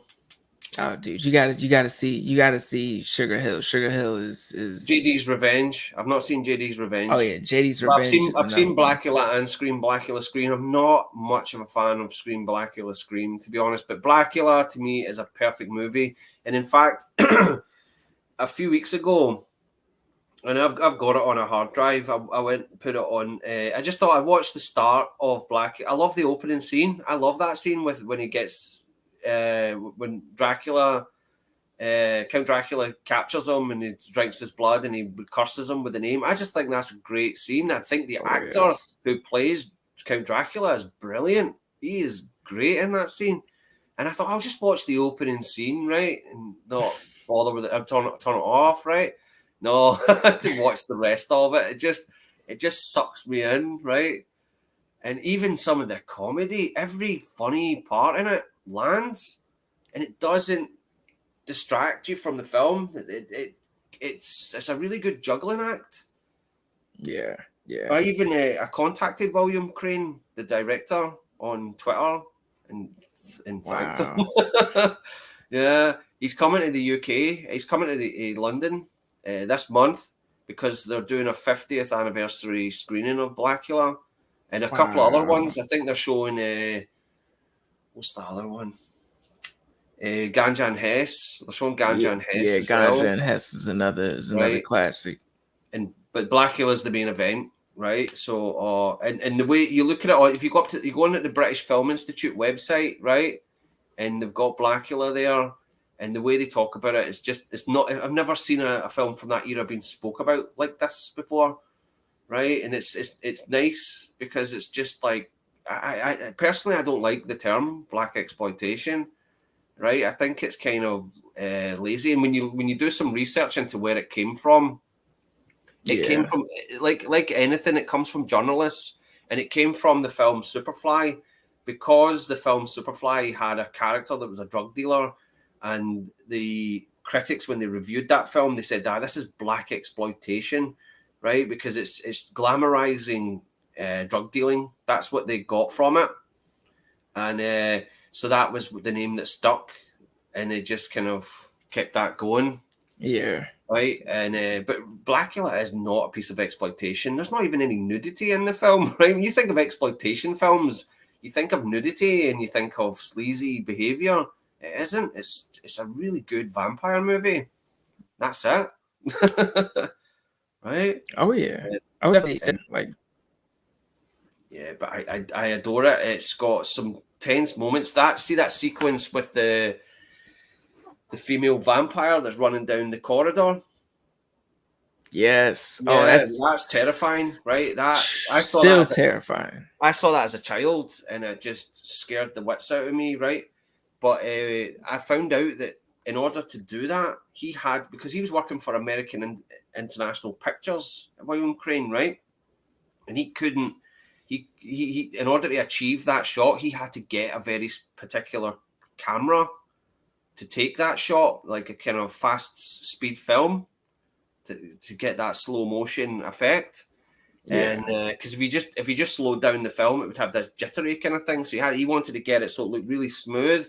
Oh And yeah. and he's working for a low budget. He's working for a low budget film studio, and he pestered them. He really made them get. And this is an African American director in 1972, right? Right, on his first feature film. I think it Yes. was his first feature film. I'm not entirely sure. I might be wrong there, but he got them to get this camera, and it didn't arrive until the day that they were going to shoot this, and he wasn't sure if they were going to get it at all, that shot. So it was a really tough movie to make as well. It's brilliant. I love it. It's so entertaining. That's it. It's just you put it on, you're not going to turn it off. That's the thing. It's just it just captures you, and you just can't. It's great. Yeah, Blackula is definitely, it's up there. It's up there. Mm. I wish it got more love, like I think, more as more people discover it and stuff like that, Oh and yeah, we uncover, more films that, the big companies try to bury, because even like I bought my copy on Blu-ray. It was a Blackula and Blackula Scream Blackula. I think it was like yep, $50 on eBay or some shit, because yeah. they're reselling, the resellers are charging up crazy prices. That's why I had to, like, I saw Sugar Hill on sale for like $15 on Amazon one day. I'm like, oh, I need to snatch this up now, because if I wait till next year, the shit's gonna be $200, I know, it's and ridiculous, and it's like concert, it's like rock concert tickets now, isn't it? uh-huh. It's like scalpers. But see, I'm more familiar with the action films from that era, the Shaft series. So I've seen Superfly countless times, and what's the other ones? All the Pam Grier Coffee. I love Coffee. I Oh mean, yeah. I don't think anyone. I've never seen anything more badass in my life, right, than putting razor blades into your afro, because you're anticipating that this girl's going to grab your hair, right? And when she grabs her hair, she's like fucking sliced her hands open. I was like, Uh-huh. oh, that was just badass, right? Fucking, it's just they weren't afraid to go there, basically, in Yeah, that era. They were not afraid to go there, you yeah. know. Pam Grier's excellent, and Yep. yeah, they were brilliant. They really were, and just so exciting, so much fun to watch. And but yeah, I need to watch Sugar Hill and JD's Revenge. And yeah, well, I've seen, of course, I've seen Blackenstein. Oh Blackenstein. yeah, I bought Blackenstein as well. Yeah, Just for the, I bought it for the culture, for the just for history, for oh yeah, science. But yeah. I Blackula needs a 4K with all the supplementary stuff. We need to. I want to know. yes, I want to know why that. See that guy. And this is the thing that really bothers me, and that's what I want to get William Crane and ask him this. Right? Is the gentleman that works in the morgue when that vampire chases him? He's got a hook for a hand, right? And it's clearly the actor that plays him doesn't have a missing limb, and it's never explained why he has a hook for a hand. It doesn't really serve the plot to the movie or anything like that. And it just kind of, Uh-huh. it's one of these wee details that annoys me, right? Because I've always had the idea that, you know, the mise en scène, what's in the frame, is there for a reason. So what was his choice for having this actor having a hook for a hand? You know? Oh And yeah. but yeah. I would love to see, like I agree with you and Mika. I would love to see a proper release where it was like one disc is the movie and then bonus features, Mm. but the next disc is like a full-fledged documentary. We need like a full-fledged, Throw the with soundtrack in there behind the as well, why not? scenes. Yeah, just give it to us. Even with Abby, I would love to Oh, see please.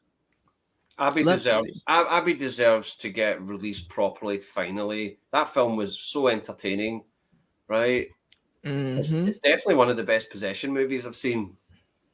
And you know, and it's made at that time where the women's liberation was such a hot topic, and this character does seem to become more liberated, which becomes possessed. It's definitely got something to say about that, right? That I mean, uh, I thoroughly enjoyed it. And it was funny and crazy and stuff as well.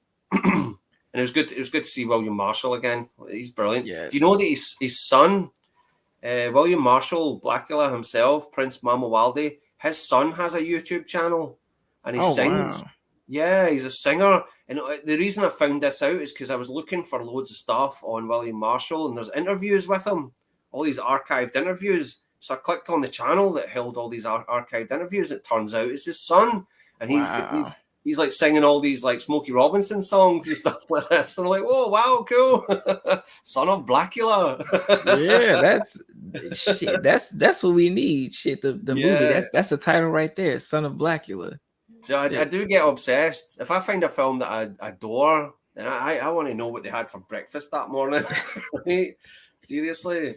Like, I just bore you to tears with trivia about certain films if I'm that into them. No, man, it's the passion. You have a passion for it, and that's why I had invited you on.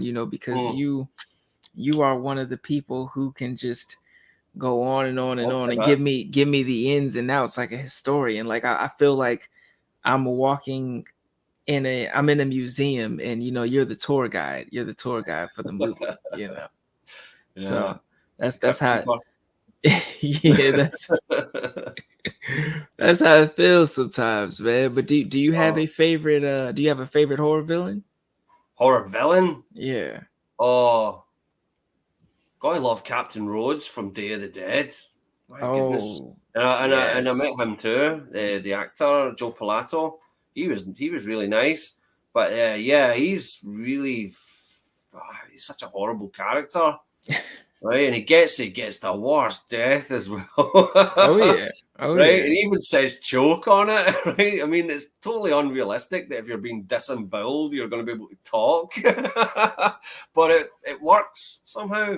Yeah, gotta love Joe Pilato and Day of the Dead, and it's always people. People are always the worst villains, right? Art the Clown, he's like your best buddy, right? You know, he's like your Yeah, bro that's that's just gonna like serve you mashed potatoes and kill you.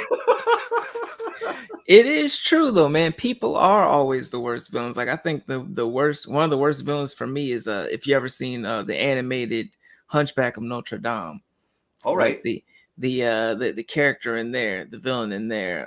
yeah, I forget his name at this in this moment, but I was watching it a couple like not too long ago, maybe a couple months ago, and I'm like, holy shit, this is in a Disney movie.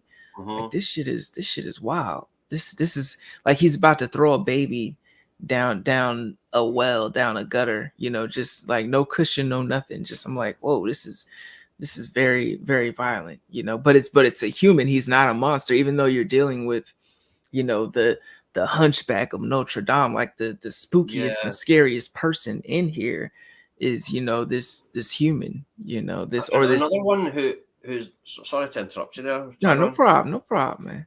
The Another one that's not a horror character but belongs in a horror movie is Nurse Ratchet. from One Flew Over the Cuckoo's Nest. She is one of the Yes. cruelest human beings that I've ever seen in any film, right? When she actually explains to Jack Nicholson that he's never getting out of there, right?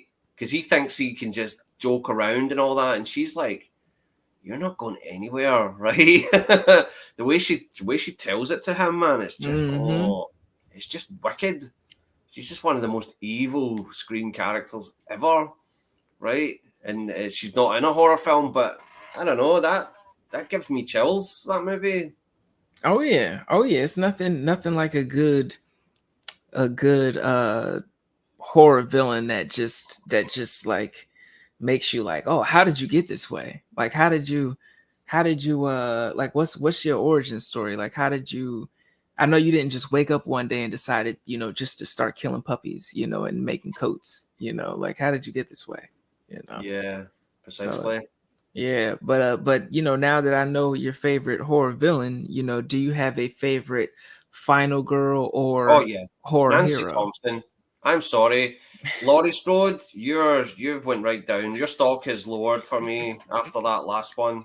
Sorry, she just became too schizophrenic for my liking, and it tarnishes it. Right, Laurie Strode was always one of my favourites because, but yeah, Nancy Thompson all the way. Yeah, the way that Nancy. she figured out how to take out Freddy in that film, and I know it kind of gets botched because of that ending where the dummy mother. I hate that ending to Nightmare on Elm Street. I think it's terrible, but I'll Yeah. forgive it. It's only like 30 seconds. It's over, right? But yeah, Nancy Thompson all the way. Because that's the thing. Growing up as a kid, and I think that's one of the things as well. These horror films, they promote feminism on children, right? Because we all watched Freddy when we were younger, right? Yeah. And the thing is, I'd watch a Rambo film or a Chuck Norris film, and I'd be like, nah, I can't identify with these guys. But I'd watch Nancy Thompson, and she felt like your big sister that would take out the bullies, right? She's a hero. She's a total hero, and you see her become a hero throughout the story. And same with Laurie Strode, I suppose. And it was interesting. I listened to the audio commentary to Halloween, and John Carpenter talked about that whole cliche of the final girl being a virgin, right? That they're, like they mentioned in Scream, that they're a virgin. That's what makes them survive. And he said it's not about that. It's the fact that her friends are distracted by boys, right? They're talking about the boyfriends and they're distracted.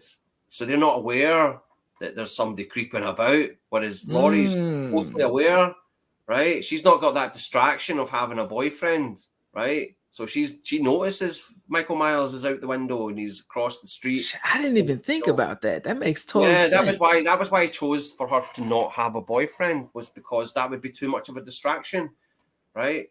That she's kind of, that was his thought process behind it. It wasn't anything to do with her not having sex. That was not the idea behind that.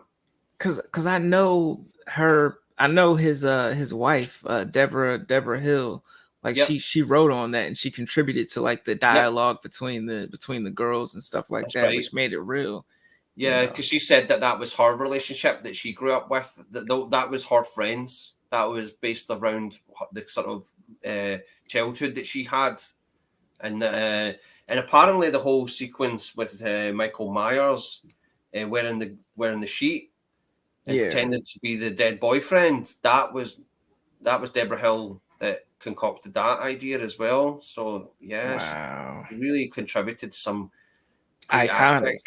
Oh yeah, Yeah, that's iconic my favorite aspects. scene in Halloween. That just gives me chills thinking about it. Right, and brilliant. Yeah, it was some wild things at Halloween, even with the when when Michael brought up the tombstones in the room, I was like, what the hell is I know. what the hell is going on? Now Mika says her favorite is Mm, Ripley, of course. Of course. yeah, I forget Rip about Ripley because of the just because it's sci-fi. I don't know, the sci-fi horror aspect, and also Aliens is more like an action film as well. But yeah, you got Yeah. to love Ripley. Ripley's amazing, right? And so The thing is, when it comes to a female action hero in films, I find a lot of the time they don't make it convincing enough. Same with men. There's a lot Yeah. of male counterparts that are unconvincing action heroes as well. But Ripley was just one of the absolute best, right? You totally believed everything that she did in Aliens that she was capable of, right? It's just, Yeah. just love Aliens so much. Aliens was, I mean, Aliens was a time. I think my favorite is Alien, the first one, just because of the claustrophobic feel. And then they Mm-hmm. released the video game, and it had like the same, it was called Alien Isolation, it had the same like type of feel where like it's 20 hours of just me heart pounding because if I move too fast, the fucking alien's gonna come from the roof and just stab me in the neck. And it was wild. It was a time, man. But Alien Ripley is definitely top of the crop. She's Yeah. definitely top of the crop. You know. I love Neve Campbell as well, but Sydney Yeah. Prescott, it's a great final girl. She's always been great. No, Sydney. Yeah, Sydney. I love Sydney, and that was what was kind of heartbreaking about the recent Scream as well. She was completely sidelined in that, even though on the poster she was front and center. They were Yes. really pushing it as like, yeah, Sydney's going to be the main character again. No, no, no. She's just a glorified cameo, to be honest. That's what it felt like. Same with Courtney Cox as well. They were just like there to pass the gauntlet, like Han Solo and Luke Skywalker and all that, and the other abomination. And I honestly think it would have been a lot more better if she wasn't sidelined. Her Yeah, and Courtney Cox, if they weren't sidelined. yeah, because that's what we want. That's what we want to see. We want to see the old gang back together, right? Yeah. Yeah. And yeah, it just That's sucks. what we paid for. That's why you're making a 5 or a 6. You're taking it to New York. Like how are your thoughts about them taking it to New York now? Could care less. To me, that's like Jason Takes Manhattan. To me, which Gosh, is yeah. absolute rubbish. Next it'll be Screaming Space, Screaming the Hood, the Space Hood. That's where they're going next, right? Yeah, yeah, Boring. They're running out of ideas, and I could care less, really. I mean, I'm intrigued to see what the trailer looks like, but yeah, no. I mean, that last one was pretty much running out of ideas. I did enjoy Jasmine Savoy Brown as the sort of Randy stand-in, right, yeah, where she was sort of pointing out the horror cliches instead of Randy this time. And she's a good actor. I really like her. There's a good film that Curly Girl put me onto called Sound of Violence with her as the lead. That's an interesting sort of weird slasher where she's the main character. yeah, I like that actor, and I wanted her to be the main character, and as opposed to that was another thing. I mean, we're all seeing the new Scream, right? Billy Loomis's daughter in it, she's rubbish. I'm yeah, sorry, the actor yeah, was atrocious, and she was our lead. I was just heartbroken about that. Once I discovered that character was the lead, I was like, oh no, we're in big trouble. Oh yeah, because like you said, the character, the one that you love, she was actually in Yellow Jackets. I don't know if you saw Yellow Yep, Jackets yet, Yellow Jackets but is she amazing. killed it. She killed it, man. Yeah, You know. yeah, she's gonna go far. And but if you want to know my favorite final boy or favorite final man in horror, it's got to be Phil all the way. Point Dexter, people under the stairs. Yes, You yes, know, yes, yes. he's too old to get tit, too young to get ass. Right? What a great line, right? And he is an absolute hero in that film, right? And it's believable too. That's the Uh-huh. thing. And I remember some people criticised it as being, oh, this is just a horror version of Home Alone. I remember people said that about the people understand. It's not. It's absolutely brilliant. Yeah, it's brilliant. Like it has its cult following, and I know Jordan Peele is doing something, I think they're remaking it right now, Mm. and I'm interested to see exactly like what they'll do with that, Yep, because me I too. I enjoyed was that Wendell in the Wild, which came out a couple days ago. Um, but he's on a roll. He's on a Oh roll. yeah, yeah. I Yeah. see him as kind of the successor to Ghost Face in the Space Hood. Ghost Space. Yeah. There we go. Got the title already. Scream a Million Ghost Space. Oh yeah, it's gonna be up there with what I want to see, Texas Chainsaw Massacre in Paris. I would love to see. you Oh, that know, would be hilarious. But but yeah, I do see Jordan Peele as kind of the successor to Wes Craven, because Wes Craven was one of those horror directors that put a bit more subtext into his horror a lot, and he said that in interviews. He said once I real he resented the fact after he made Last House on the Left that he couldn't get a movie made because people expected him to make something horrible. But then when he made wow. The House of Eyes, he was like, right, okay, this is it. I'm a horror director, but at least I'm in this realm. I'm in low budget horror films, so I have the freedom that I could put something meaningful into them, Yeah. right? And and I just recently saw the Serpent and the Rainbow for the very first time. Oh, Yes. yeah, It's another that blew classic. and then I had high expectations for it, and I'm an absolute idiot for not watching it sooner. I remember the trailers when it came out, and it was like, oh, from the director of Nightmare on Elm Street. It just didn't float my boat for some reason. It just looked kind of boring, but it wasn't. It was so exciting, and that was another one. Once I saw that film, I just wanted to know more and more and more about it, and Hmm. looking into the actual political strife that was going on in Haiti in the 1980s, the movie's right on the pulse.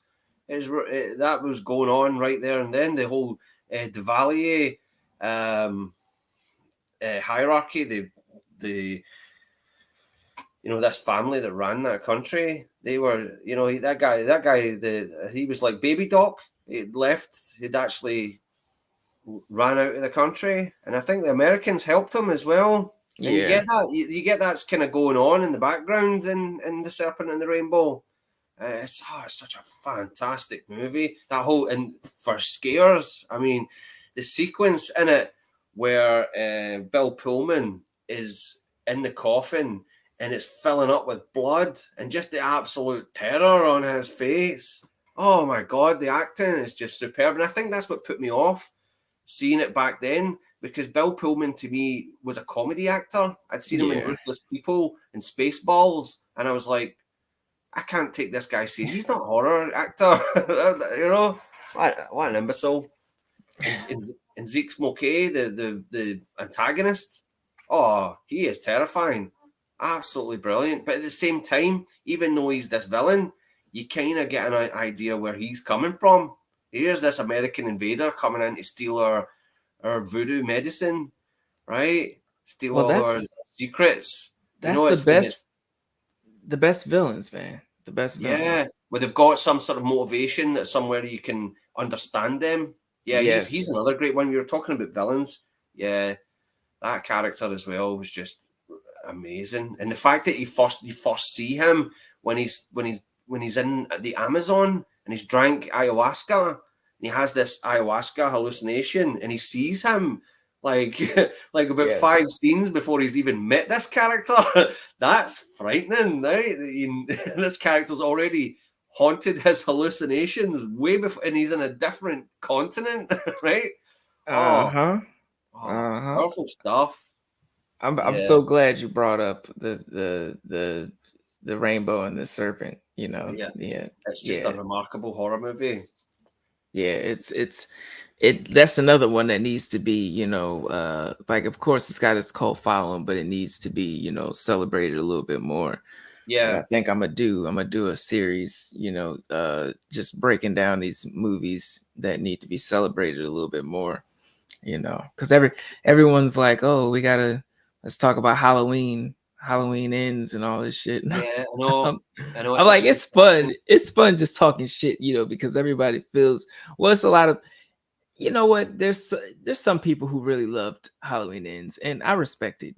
Everybody's Yeah, everybody's yeah, not gonna. I know, it's fine. You know, I'm not heartbroken that someone found value in that film. Good for them. Yeah. Personally, if you could get one of those neuralizers from Men in Black, oh, shoot me with it, please.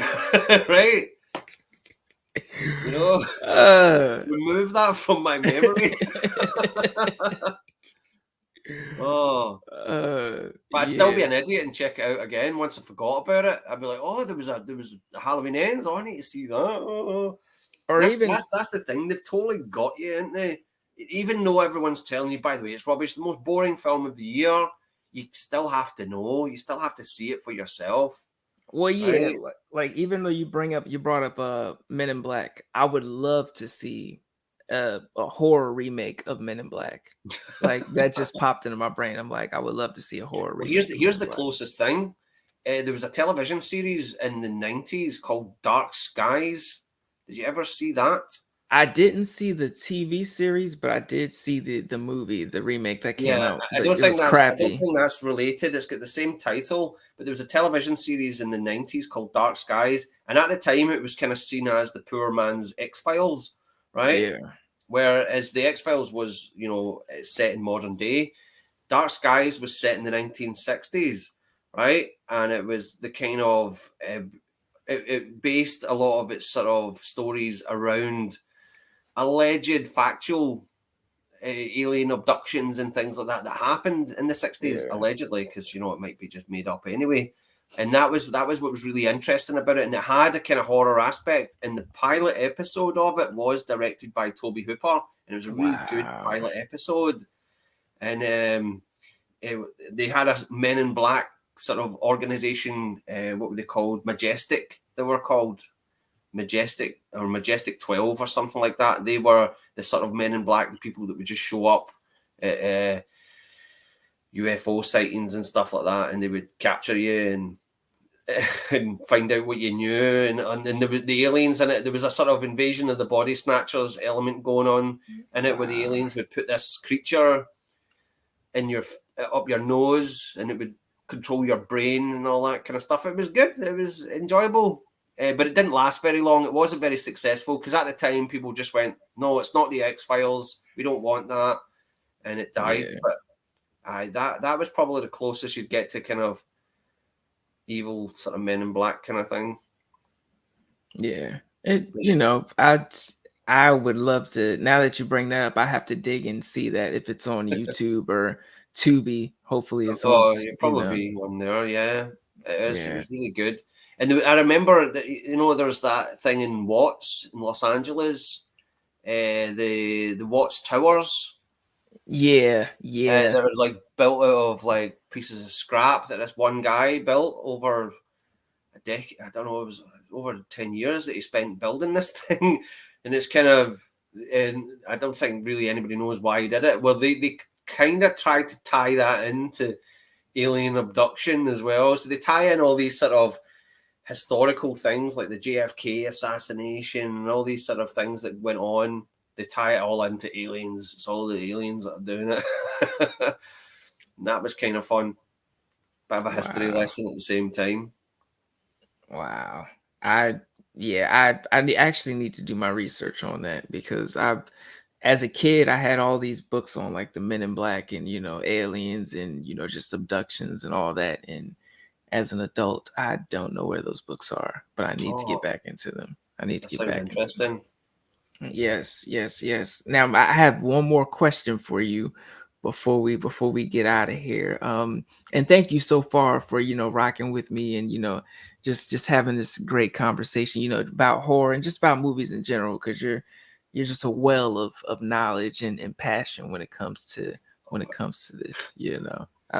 It's true, man. It's true, man. And thank you also to everybody for rocking out in the chat room. Yeah. Hanging out, chatting with us. But my last question is, if you could spend a day in the life of your favorite horror villain, whether it be a person, a creature, a spirit, like who would it be or what would it be? What to be them? Yeah, to be them for 24 hours. Oh, that's a toughie. Uh, Not sure. You really stumped me here. For 24 hours. 24 hours. I really don't know. I don't know. That's Maybe be the predator. I don't know why. Right? Just have all that technology just would just be just you invisible. I just don't you know. as the I just pictured you as the predator, and it Yeah. just gave me a chuckle because that's it's that's, that's hilarious. Like I don't know. the I'm stumped for things to say, so just yeah. Oh go the no, predator. I completely understand. But you know, the predator, you as the predator, I would watch that movie. I would watch that movie. You know, like Yeah. have you I seen just like Prey? to maybe annoy people by imitating them. You know, just like over here. You know, Yeah. turn Have you around. seen have you seen Prey? I haven't. No, I saw some of it, and I saw the callback in it where they had the musket, and I was like, oh, Predator 2. Oh yeah. Oh, it's Yeah, pretty good. It's pretty good, man. I highly recommend it. If anybody hasn't seen it in the chat as well, like it's really good. I it's one of those movies that I would probably pay if they showed it in the theaters. You know, I would definitely buy it on physical release, but if they right. showed it in theaters, I would definitely pay to see it in theaters because it was just so beautiful, just so beautiful. You know. Probably was. Would you say it's probably the best one since Predator 2? Yeah, Because yeah, I've always been a Predator 2 apologist since it came out. I've yeah. always loved that. It's a It's fucking alien.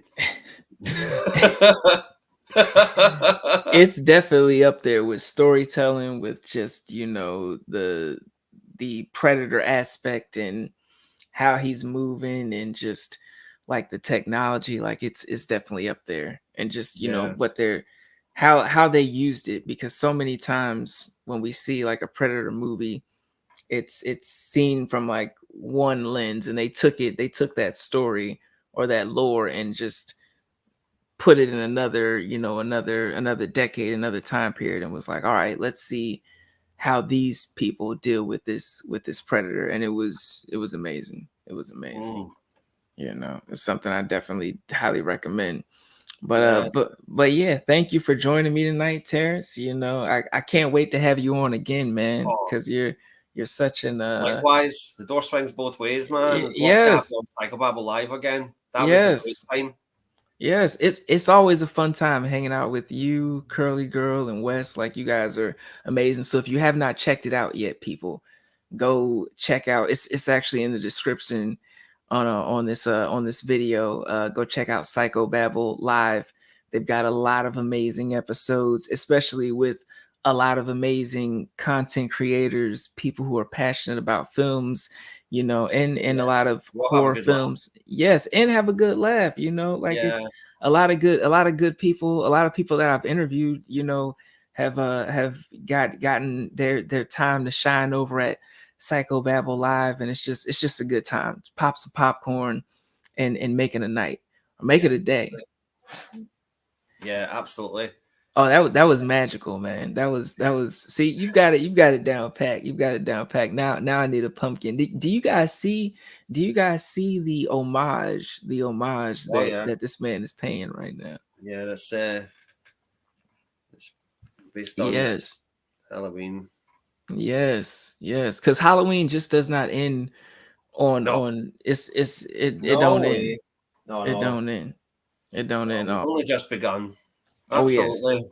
But thank you to everybody who joined in the chat tonight. You know, Soothing Smooth, Mika, Christine, Wes, Curly Girl at the movies. Thank you to everybody who stopped by and Yeah, chatted up with us tonight.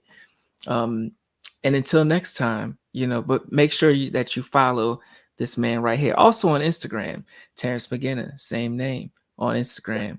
He's got a lot of great content. And also on Facebook, if you can find him on Facebook. He's on yeah. Facebook well. I'm on You know, Facebook he's as well. got the Psychobabble group, you know, Yep, which promoting a lot of awesome, you know, content creators, which I'm like, oh my God, I've gotta meet this person, or I've got to interview this person. A lot of people I'm, you know, meeting through his society as well. So absolutely. Great. oh yes. Well, good night, everybody. Good night, everybody. Yep. It's been a Have a good time. night. It's been a time. That's been another episode of Evil Live.